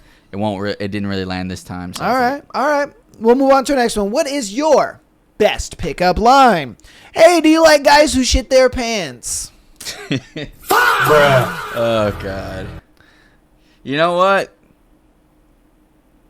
I think that's a W. Really? I think that's a W. Why is that a W? Because either way, you have something to like go off of. She's like, ew, no. You're like, thank God. Yeah, I don't do that shit. You know what I mean? Like, you'd have to really like play it up where it's like, yeah, that's exactly why I'm here because I'm not one of those dudes. You know what I mean? Okay. I don't know who you've been fucking with where they do that, you know? And then from there, they're like, oh shit, that was kind of funny. You know what I mean? And if they're like, yes, then you're like, okay, there's a new commitment here that I might have to try, But she's open, I think it's a W. I think it's a W. Either way, yeah. All right, you're more of a smooth operator than I am, I guess, because I would have not been able to spin that like that. All right, hey, that's why you got to be really good at that shit, though. Yeah, that's facts. Like there's nothing stopping a woman from like what the fuck and just walking off. Yeah, you know what I mean? 100%. All right, what's the funniest pickup? What is your best pickup line? Are you the head of HR? Because I'd like to take you to a concert.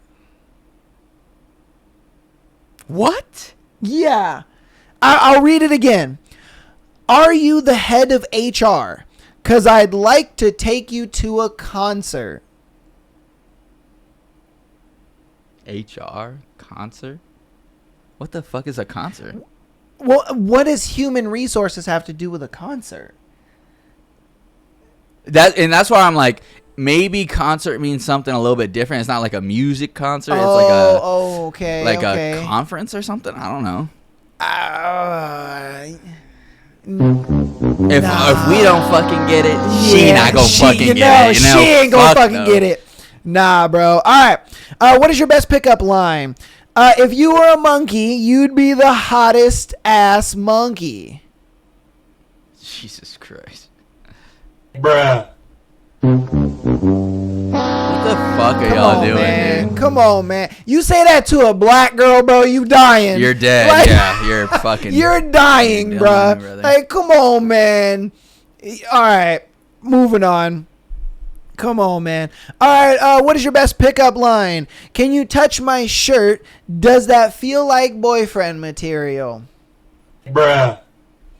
So, because I've seen it land, I'm gonna give it a W. You know what I mean? That that one's a very delivery heavy. She's gotta like you already. Yeah, bro. Yeah, she's gotta like you already for that to work. Like, that's not gonna work on a girl you're building attraction with. She'll probably give you a pity laugh, but she ain't fucking you over that. And like, yeah, it's just one of those things though where like the delivery really makes it, right. You can't just go up to her like, hey, feel my shirt, feel my, you know what I mean? Like, you gotta let like slide into it where it's like, hey, like I saw you, know what I mean? Like, I really like your style, it's cool, you know. And like, if she gives you that compliment back of like, oh yeah, like, you know, your shirt's pretty cool, it's like, oh really? I just like, I kind of felt like the material was like a little bit off. Like, what does it feel like to you? Does I feel like, you know what I mean? And then you go into it from there, you know what I mean? Hey man, and then they're like, wait, what? You know, you let it, you gotta like land it well, you know what I mean? It's not like something you can just like. So I'll give it a W. You know what I mean? You just gotta land it well. You know? Hey man, Again, you smoother than I am, bro. I would have never been able to throw it that. That's why I've never used that shirt line before, because I wouldn't know how to, you know, implement that in as smooth. I would be the dude that's just like, feel my shirt, like feel my shirt. Go to a bunch of ladies like, feel my shirt, lady. Yeah, like that would be me. I ain't gonna lie to you. That would be me. I would not be as smooth with it. I just wouldn't. All right. What is your best pickup line? Here we go. If you dump your boyfriend, I'll buy you an ice cream cone. Wait, well, this actually worked on her. She said that my husband of 20 years. What? Yeah.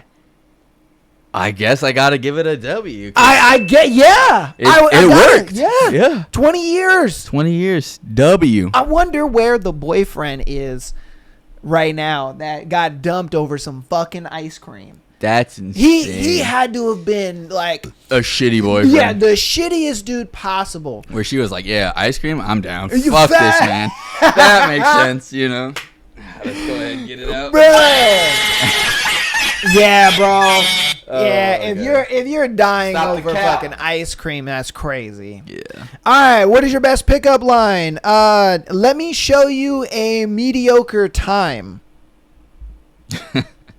Okay. Bruh.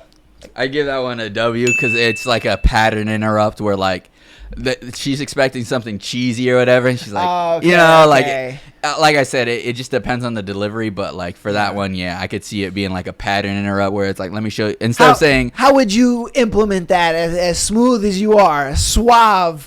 That one's a little difficult because you kind of gotta like, I don't think any of these would like land right off rip, you know what I mean? No. Yeah, no. I'm talking about like you've already said hi, you've introduced yourself, you know her name at this point, and you're like, all right, I want to turn the heat up a little bit with a pickup line. So you might have to like, and this is just me grasping because I haven't heard this one before, but it'd be like, oh, like, what are you guys out here doing? You know, like you're out at a bar, whatever. It's like, oh, I'm here with my friends. Or like, oh, you're looking for a good time. And then she's like, yeah. And then like, oh, well, I could, let me show you a mediocre time. And she's like, what the fuck? You know, like it might land a little bit different where it's like, you know, she's expecting like, oh, I could show you a good time. You know, like everyone says that, you know, but like I said, it just really depends on how it lands. Yeah, I think it's a W because it's different. I think any time that you can be like vastly different where she's never heard that shit before, I think that immediately gets you at least 2 points with the girl because she looks at it like, wow,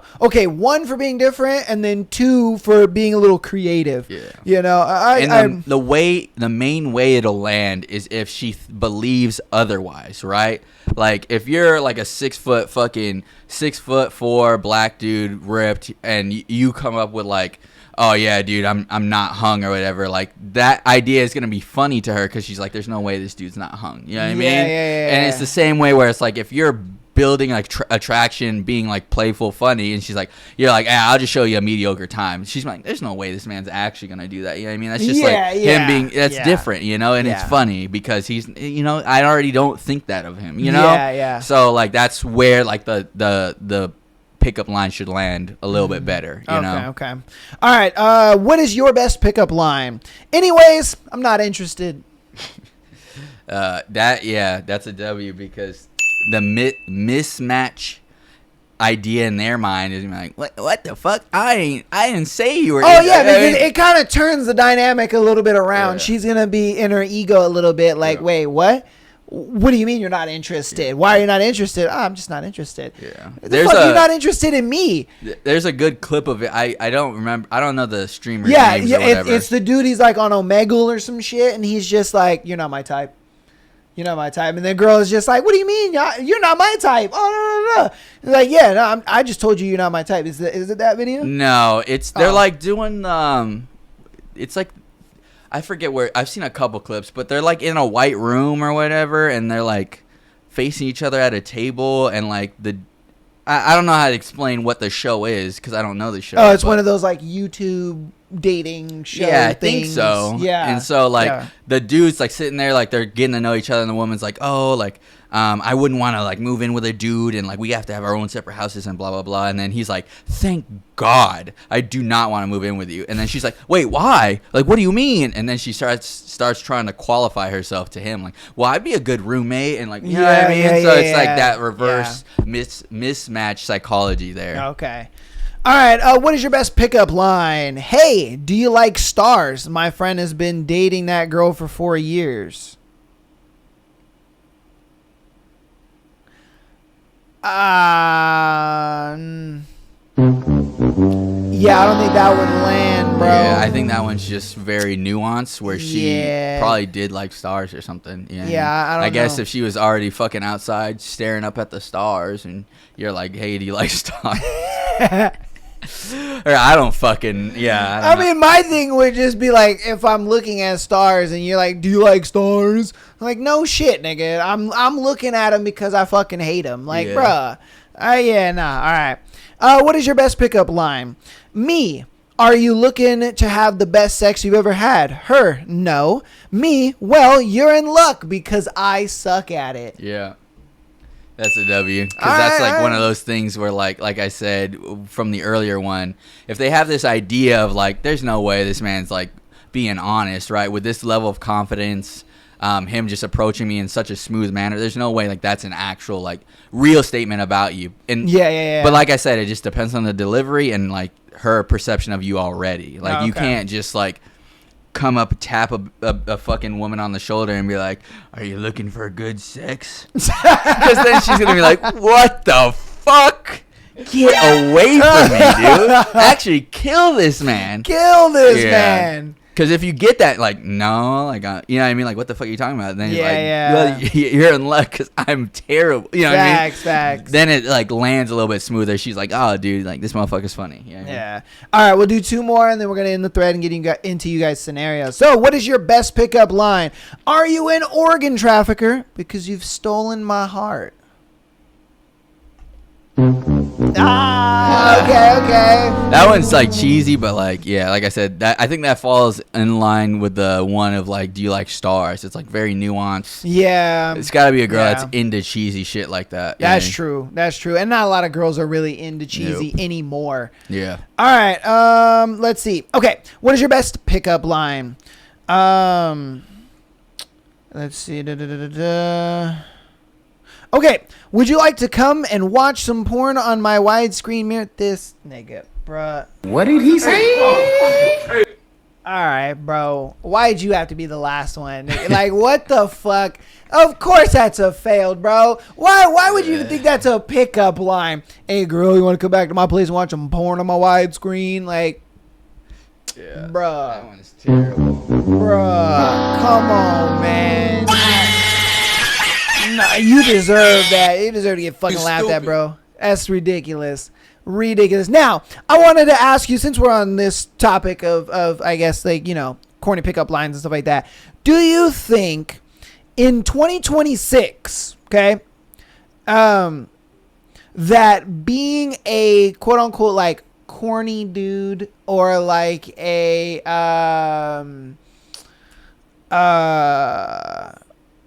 damn it, like a corny dude or like a what's the other word? We had just said it. I don't remember. But okay, no, not that. But like being a corny dude or just being like whatever. Do you think that gets girls in 2026?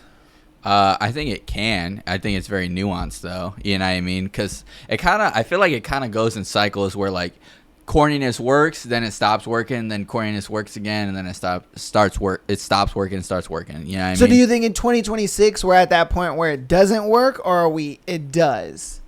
For the majority of women, I would say probably for right now, for the majority of the women, no, because it's one of those things where like, as you can see, a lot of women are just on bullshit. They're tired of having fun with 50 dicks at once, and you know, it's like, I think right now they're not in the mood for like corny shit where eventually they're gonna get a long dry spell, and then they're gonna eventually like the corny shit's gonna come back, and I'm like, oh, you know what, like it's not so bad, like he's corny, whatever. You know what I mean?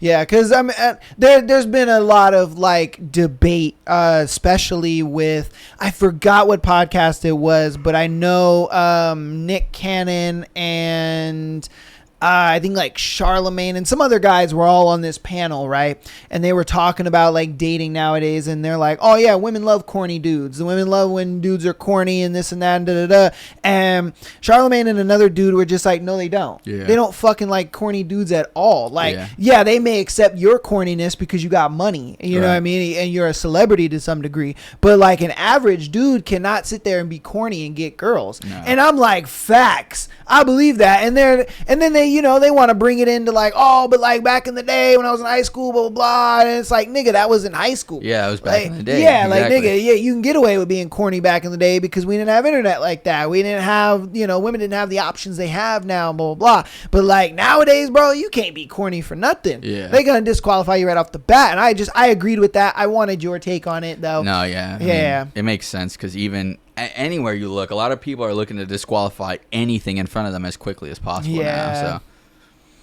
All right, let's get on into you guys' scenarios. Our first one is, do I owe him an apology? Most likely. Yeah, you probably do.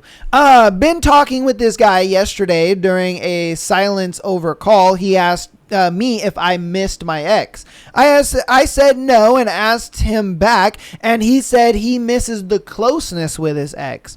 I got weirded out and told him I don't like talking to people that have their ex in the back of their heads, and said I don't miss her. Hold on. I read that wrong. I don't like talking to people that have their ex in the back of their heads. And he then said, I don't miss her. When I missed her, I'd think of her when I'd see things she'd like, but I knew I moved on when I didn't do that anymore. But I miss having that closeness when you're vulnerable. He doesn't usually talk about his ex, but this stressed me out. I wasn't being very chatty after he knew something was up and asked if I felt weird. I'm very insecure about exes, so as immature as this sounds, because I felt awkward and wanted to even it out, I said something weird that I did with an ex of mine. I told this guy that I felt insecure about exes and that in my last relationship, I needed to know who my previous partner's exes were and how they looked like. And how I basically stalked his Insta to find them based on the info he had told me regarding their names and ethnicity. Girl, you are what the fuck is wrong? Hey, yo, what the fuck? After this, we ended up chatting normally during the rest of the call, but now I'm worried. I know I came off immature and weird. Do I owe him an apology? Yes. Yeah. And that's what we were talking about a little bit earlier in the fucking show, dude. It's like he just got used to having closeness with that you can only get from probably a partner, you know what I mean? And if anything, that was like I would say a key point for you to be like, dude, we could get there. You know what I mean? Or some shit like 100%. That. You know, like if you're looking for closeness, like I'm open to vulnerability or whatever, right? Like you could express to him, like, I get that, because like he said, he doesn't miss her because of those things that would remind him of her. He would think of her, right?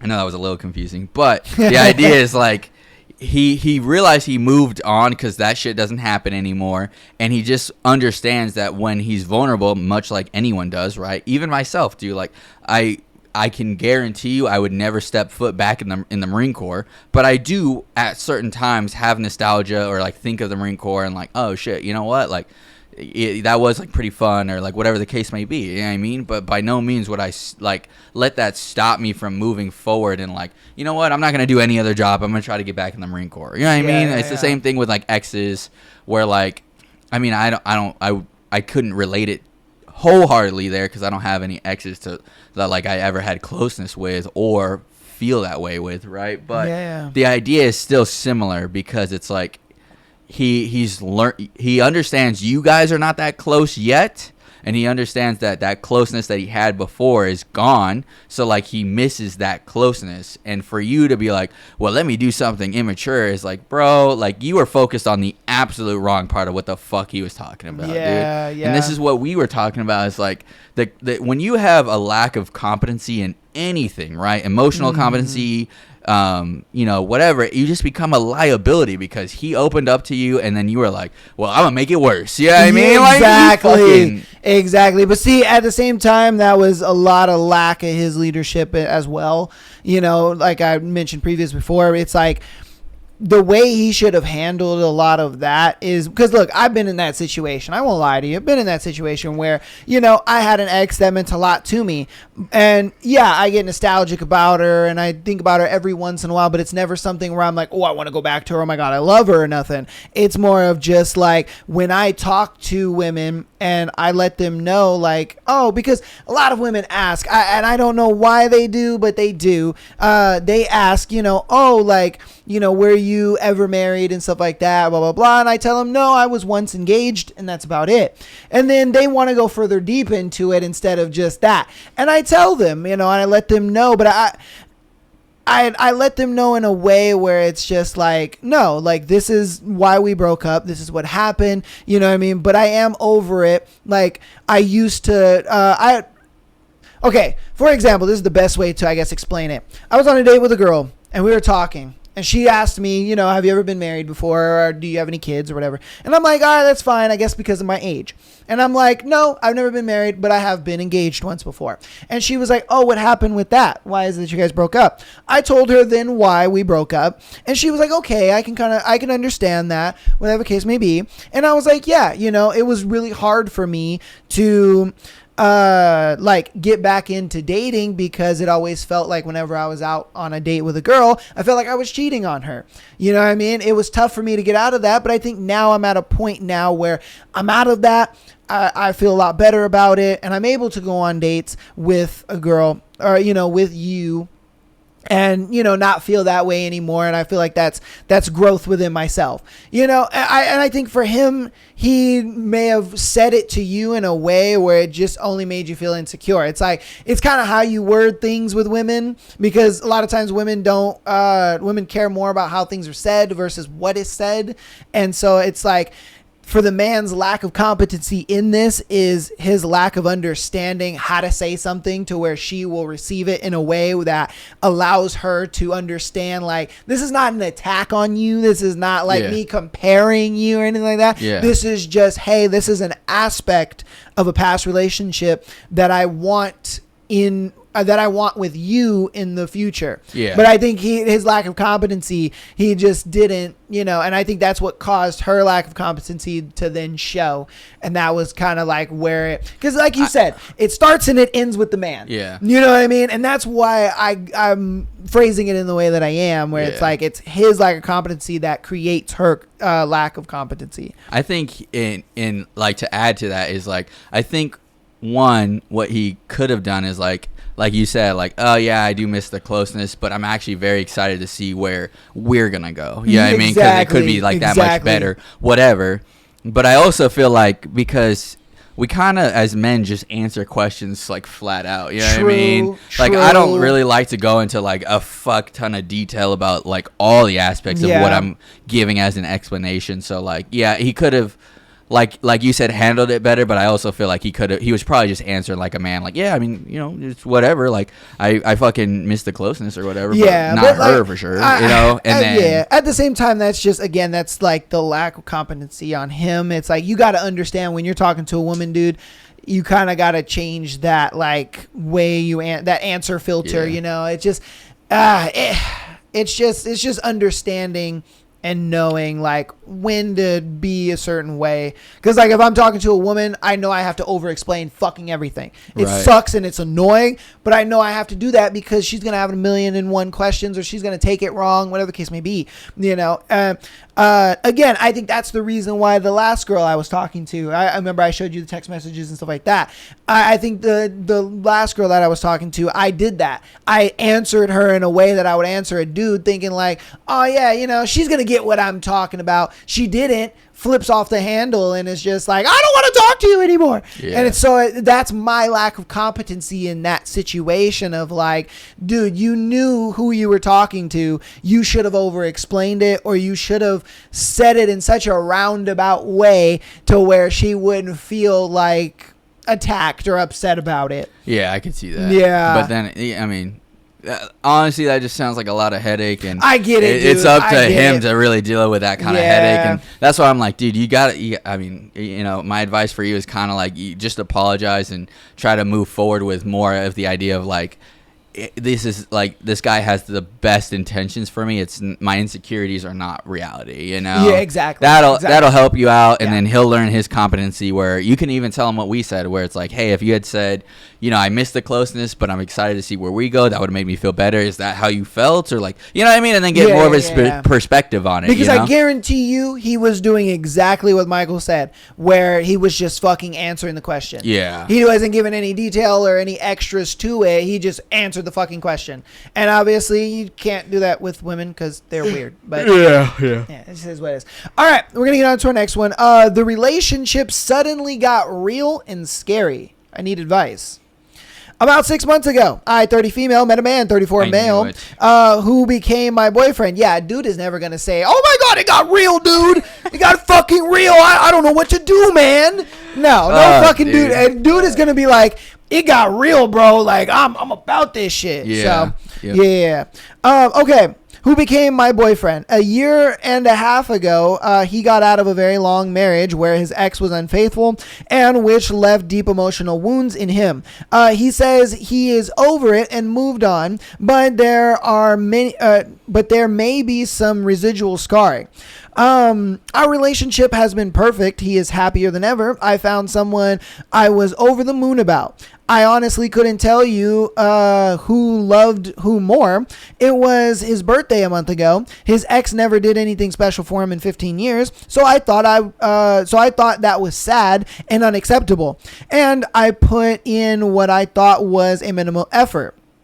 Buying a cake and candles, having his kids sing happy birthday, and pull party poppers. Aww. Why would you go minimal effort though? Why wouldn't you go like the full extent? Like, that's kind of crazy. All right. I don't think he ever received that sort of care. Other miscommunications happened shortly before and after that time between us. Things I wouldn't think are unresolved or insurmountable. But nevertheless, he started slowly withdrawing from me. Conversations were beyond surface level. He stopped including me in his world. I was the only one reaching for physical touch and affection. Now I am unsure, or I'm not sure if this is at all relevant, but he and his ex never really communicated deeper issues or disagreements. He stopped trying because she was always defensive or shut him down, which I have not purposely ever tried to do amongst his withdrawal. He started to feel like every conversation we had, I disregarded him and his opinions. We talked it out and I thought we were fine, but he decided that wasn't the root cause of the issue, just a symptom. We had another conversation in which he had categorically did not have to choose magic feelings for me now. Wait, what? I think she meant did not have those magical feelings for me anymore. I think that's what she meant. He wants them back to go back to how we were, but he doesn't know how and doesn't know if he can. I gave him space to think and came back and had another conversation. He realized that suddenly this relationship has been getting serious, aside from telling each other 2 months prior that we do see long-term potential with each other, and it has scared him. Sorry. We both came to the conclusions that his past relationship has triggered a fear that his relationship will also cause immense pain, and subconsciously he thinks his relationship may as well end and to save the future now. Let's see. He still adores me as a person, but has become emotionally numb towards me. He doesn't want to lose me, but doesn't want to hurt me by leading me on. He is not confident that his feelings will come back. I know he is being honest about his inner feelings. I guess I am just after some perspective for anyone who has experienced this or has advice from the other side. That's a very, very interesting one. So I guess because his lack of, commitment because of his ex is making him pull back, and so that's why she's scared about the relationship getting deeper. Yeah, I think, and this is gonna be a little rough, but I think dude is just kind of weak in a way. Yeah, he's too weak in order to move forward, right? And it's a concept in all aspects of life where you let past burns affect your future rewards, right? Where a lot of people will get into this mindset of and you can have any example from anything fit this narrative, but it's the same reason why people feel only some people are meant for large amounts of money, or some people are meant to go to the Olympics, or it's one of those things where there are certain things that genetically play into it, but at the same time, it's mentality, right?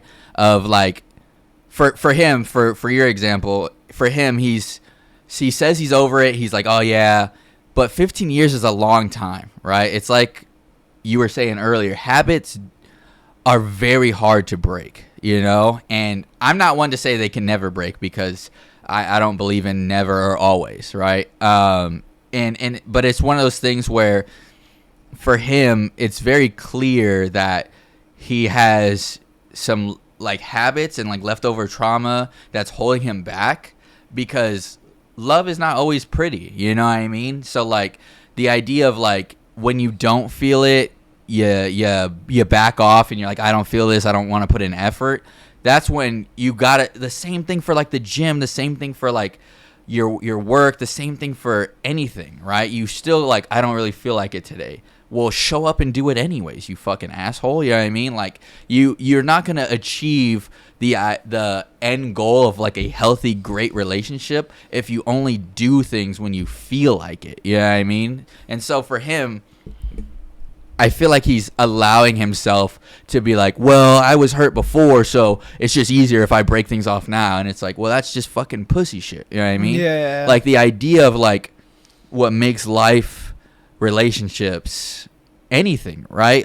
I know for myself today, right? Because I hold love for rally, right? I know for myself today, if I fucking crashed in a rally car, had a near-death experience, and recovered to where I could drive again, I would go out and drive again. I've gotten car accidents before. They've scared me, not because I drive recklessly, but just because I've been in an accident as a human.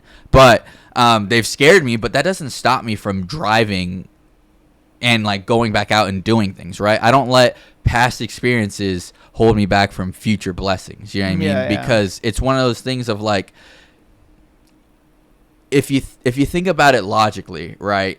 When rubber bands expand backwards, they launch you forward into something new, right? What most people are thinking is oh, I'll probably stretch back and fucking crash into a wall or some shit. You know what I mean? And what I'm getting at is that stretch back is you putting in the work to recover from the emotional damage, right? Of 15 years is a long fucking time. So yeah, there's gonna be a lot of deeper inner work where you're you have to make that subconscious familiar of I'm safe now. Things are safe now. My partner's accepting. My partner's open. My partner loves me. My partner has my best intentions moving forward, right? Yeah. Because it's really just on him, right? At the end of the day, of like him, like, oh, fucking, you know, my ex was this way, so women are this way, or like my ex was this way, so I don't know if I can trust moving forward. It's like those are all paradigms from him. You know what I mean? You are trying to be a lot better, and you being better helps the fact of him like, all right, things could be better, but at the same time, it's like I said before, dude, like people will gaslight themselves into anything, even out of their own blessings, where it's like, this woman's being so good to me. This is all a trick, dude. I'm not doing this. You know what I mean? And it's like at that point, you're just, he's too weak to move forward. You know what I mean? He's too comfortable in the idea of like, I'll just stay here where like, I know it hurts, but I'm not going to put myself in a vulnerable situation to be hurt again by another woman because this is what's familiar to me. And this is what I was talking about earlier, where it's like, people will not sit there and shoot themselves in the kneecap every day unless they really feel like that's better for them than the pain of the kneecaps and the lack of the ability to walk. You know what I mean? Where it's like, if I don't have to get up and go outside and face the world by shooting myself in the kneecaps, I'll do that every day. You know what I mean? Versus, you know, like I'll go out there and whatever's out there is not going to be worse than shooting myself in the kneecaps. You know what I mean? Or whatever the case. Or it's going to be a lot better than shooting myself in the kneecaps is what I mean. Mm-hmm. So that's like my take. Is like he's being weak. He just needs to do inner work that he needs to work on. And then from there, you guys will have an actual real relationship is what I'm getting at. Yeah. I mean, I agree with most of it. But also at the same time, I kind of think that dude may not be really like wanting to be as serious with you as you think he does. You know, it could be that he's weak. It could be that, you know, he's having all this stuff hold him back. But I think a lot of times people use that as an excuse, or they use that as like, okay, in dating, a lot of times, you know, there are girls that will do this thing where, you know, they like to put up walls. You know, they sit there and they'll be on a date and they'll be like, oh, you know, my ex did this and my ex did that. And, you know, I'm traumatized and hurt because of this and I'm broken and blah, blah, blah, blah. To me, I look at it like a guy or a girl that is actually in a relationship or talking to or dealing with somebody that they're actually with. They're not going to let that stuff affect them. They're just not. Sure, it may affect them in their solitude, but they will deal with it and make sure that their partner or the person that they're talking to does not see that side or does not have to deal with that just because they look at it like, I don't want to come off as this unstable person. I don't want to come off as somebody weak. I don't want to come off as somebody who, you know, is dealing with problems or is problematic in general. So what they do is they then, you know, I wouldn't say hide it, but they just kind of deal with it in solidarity and they move forward. But I think the fact that he's kind of bringing it up and, you know, it's like, oh, this is getting too serious for me and this and that, just tells me that he didn't think that this relationship with you was going to get that far. And I think he kind of got to a point where you guys were talking, it was casual, it was fun, you guys were having sex, doing your thing, and then out of nowhere you wanted more. And then he's like, okay, I could see that. I could see us doing more. Whatever, that's fine. And then it goes fast forward a year, and he's like, fuck, I'm still with this chick. Like, damn, I didn't think I was still going to be with her. Like, dude, I don't really like her like that. I don't really see her like that, man. You know, now that shit's getting deeper and she wants to talk about, you know, deeper shit and whatever, I'm not really into it. And I think he kind of just grabs onto that and uses that excuse, you know, to justify and to not seem like an asshole, not to seem upset. I don't know. That's just kind of what it's giving me, because it's like, dude, if your relationship is so great and you guys are talking about, oh, I don't know who loves who more, and oh my God, we're so fantastic, blah, blah, blah. And then all of a sudden this shows up. It just kind of shows me that it's like, I think homie was just putting on a show for you. He put a mask on, told you what you wanted to hear, to keep clapping cheeks. Didn't think it was going to get this far. And then when it finally got this far, he's like, oh shit.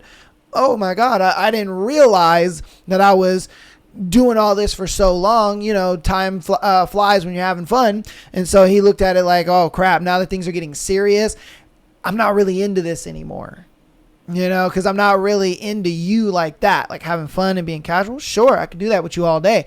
But being serious with you? Nah, probably not. Again, I don't know. I would like to hope that it's more of just, you know, he's just mentally fucked up and he's got trauma or whatever. But There's been a lot of times I've seen that happen too, where, you know, the dude is just kind of putting a mask on the entire time, and he's just like, oh no, you thought I liked you like that, but no. I think that's very interesting, and that is a possibility, 100%. So Yeah. I never thought of it that way, merely from the fact of, like, he was in a relationship for 15 years, so I feel like in the beginning of their 15-year relationship, they probably had really good chemistry pretty similarly. So I see both sides, though, where it's like, I mean, I don't know what kind of dude he is, so he could get out of the 15-year relationship and be like, I'm ready to move forward. But at the same time, I think it's very unlikely because, I mean, 15 years is a long time to instill habits. That's what I based my entire, like, thought process on, though, is because when you get out of a 15-year relationship, you're not looking to jump into something serious again. You're kind of at a point where you're like, I'll go out and, like, you know, be casual with girls and stuff like that. Like, that's fine, but I'm not looking for anything super serious right now because I'm still healing from that 15-year relationship. And I think it started casual with this girl, and he's just like, yeah, no, I'm not looking for anything serious. I just got out of a, you know, long marriage, so I'm looking to have fun. And then I think that fun just kind of snowballed into something bigger. And then a year later, he realized, oh, fuck, this snowball has gotten too big.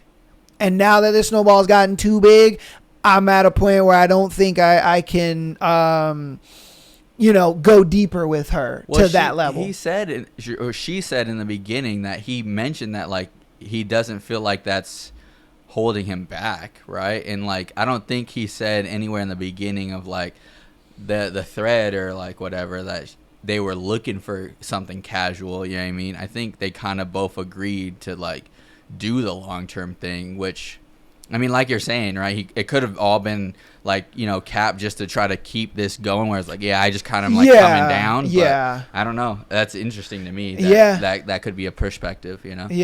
I mean, I don't know, you know, dudes just I just understand dudes say, you know, anything to get the coochie, you know what I mean? They'll go to that extent if they need to. But again, we don't know. We're just giving you perspective like you asked for. We're just, don't take this advice as like, oh my God, he doesn't want me, he doesn't like me. No. I'm just giving you perspective. That's all I'm saying. I'm just giving you perspective. All right.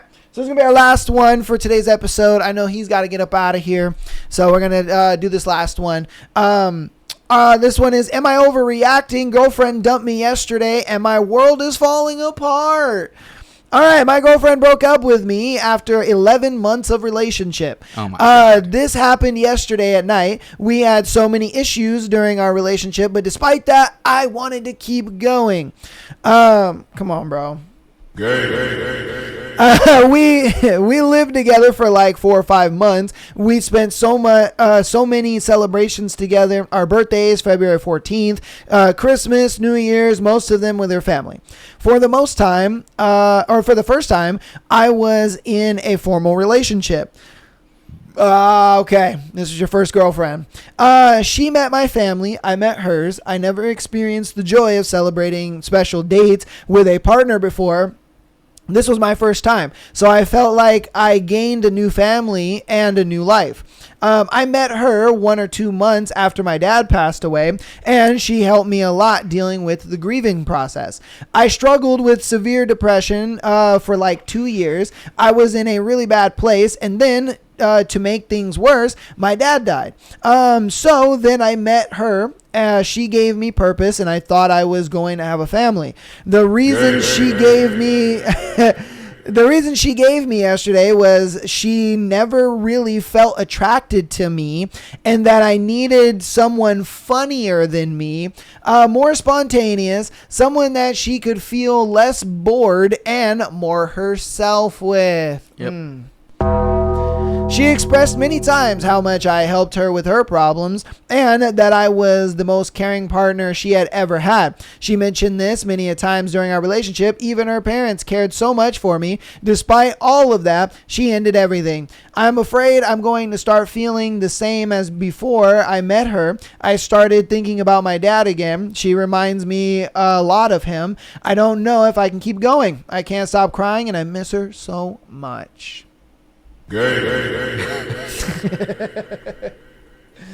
Look, brother, we're probably going to be a little hard on you. I'm not going to lie. Yeah. Because I'll try not to be hard. I just so that way he can go full brunt. But like, I just don't get why you're letting this first ever relationship. And like, I get it. You probably had like high hopes for it, but like, dude, stop being so fucking weak, dude. Like, you gotta. This is part of the reason why she left you, brother. Is because you weren't the type of dude that she was interested in, right? Like, you guys dated.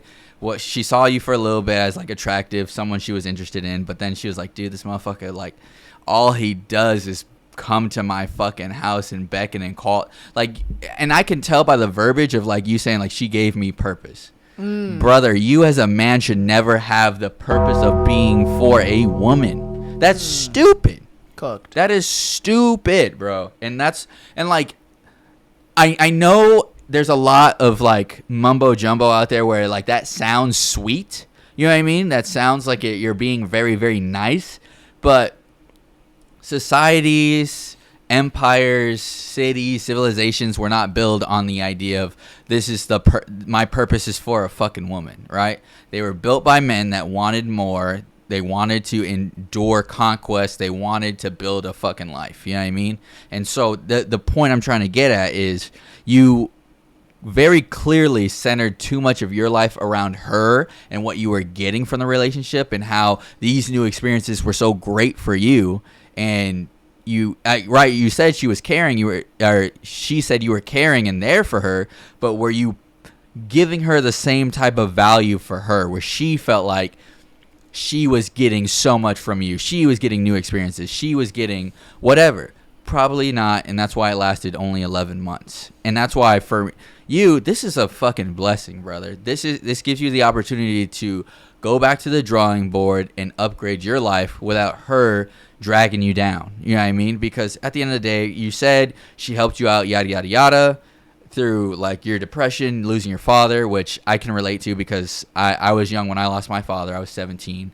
So, but that's the thing. Like, I lost my father and I had my mother and that was it. You know what I mean? Like, I had obviously my best friend, you know, but like I didn't have a woman there that like I was like, oh, like help me grieve, or like you give me purpose, yada, yada, yada, you know. Like 2 years later I met my wife and I didn't put any of that on her. You know what I mean? I was more focused on becoming my own man, you know, and I was like, I don't have a good, you know, source of guidance right now because there's no men in my life, but I'm gonna do my very best, you know. And that's where you need to come from, is like, I get it right now. It's fucking difficult. It's fucking hard. That's totally understandable, right?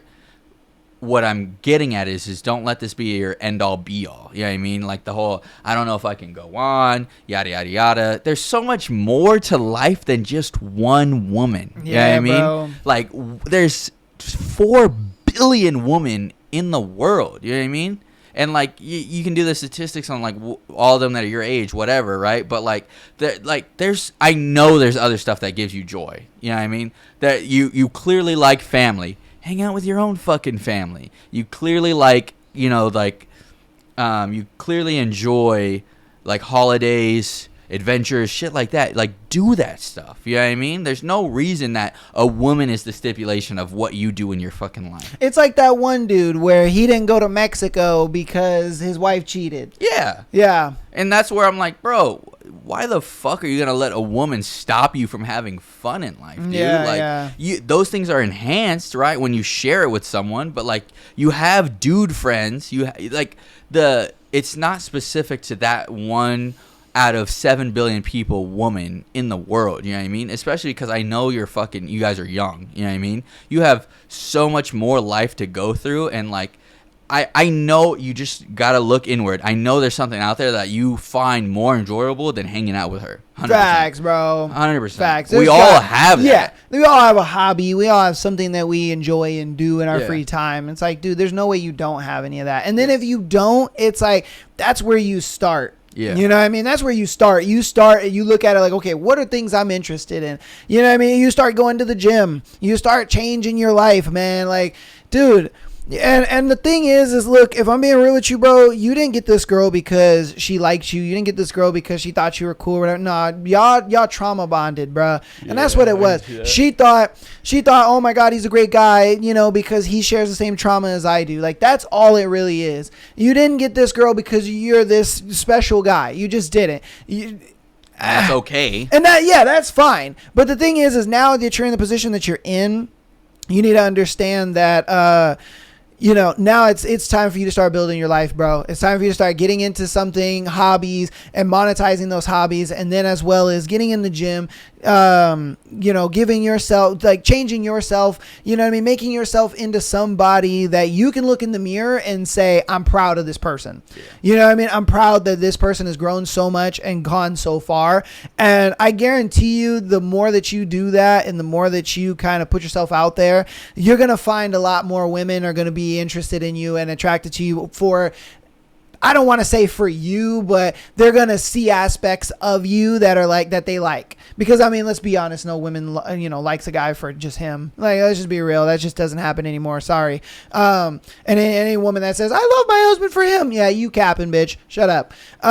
It's a thing where it's like, you see aspects in that guy, and those are what attract you to him inherently. And that is what you want to exhibit. You want to give yourself those kind of things. You go learn how to cook, you learn how to I don't know, paint, or you learn how to do some stuff. You go skydiving, you go bungee jumping, you go to the gym, you go do this, you go that. Like, you're just that type of guy that gets out and makes things happen. And then women see that, they're like, wow, this guy is interesting, wow, that's cool. And if she comes back, do not fucking get back with her, bro. Yes. Do not get back with her, because in you changing yourself like that, you getting out and being more adventurous and getting more experience and all that kind of stuff, she is going to come back, because she's going to look at it like, oh my God, now he's the guy that I want. He's the guy that is adventurous and does all this stuff. Oh, take me back. No, do not let that girl back. Nope. No. She will destroy all the progress that you had made up until that point. And yes. It's not going to be worth it at all, brother. No, it's not at all. It's not at all. But take that advice, man. Don't worry. Your world's not over, dude. It's one girl. You be all right. But that's going to go ahead and be today's episode, man. Hope you guys enjoyed today's episode. You enjoyed the videos as well as the thread and the scenarios we've gone over today. We appreciate you guys so much. Again, patreon.com/MyLassoPodcast. Exclusive episode every single Friday, as well as being able to send in your scenario to be featured on the Tuesday and Sunday show like these lovely people did for today. We didn't get to too many scenarios because he's on a short timeline, as well as we did have a thread and other kind of stuff. But again, we love you guys. Audio listeners, thank you guys for downloading the episodes, coming out, hanging out every week. Rate us 5 stars on your preferred platform. If you want to help out even more, follow us on Instagram, TikTok, as well as subscribing on YouTube. His socials are on screen right here, as well as they are down in the description. Click on that, follow him over there, get in touch with your boy. All right. Thank you guys so much. Have a good one. All right. We love you guys. Peace. Peace.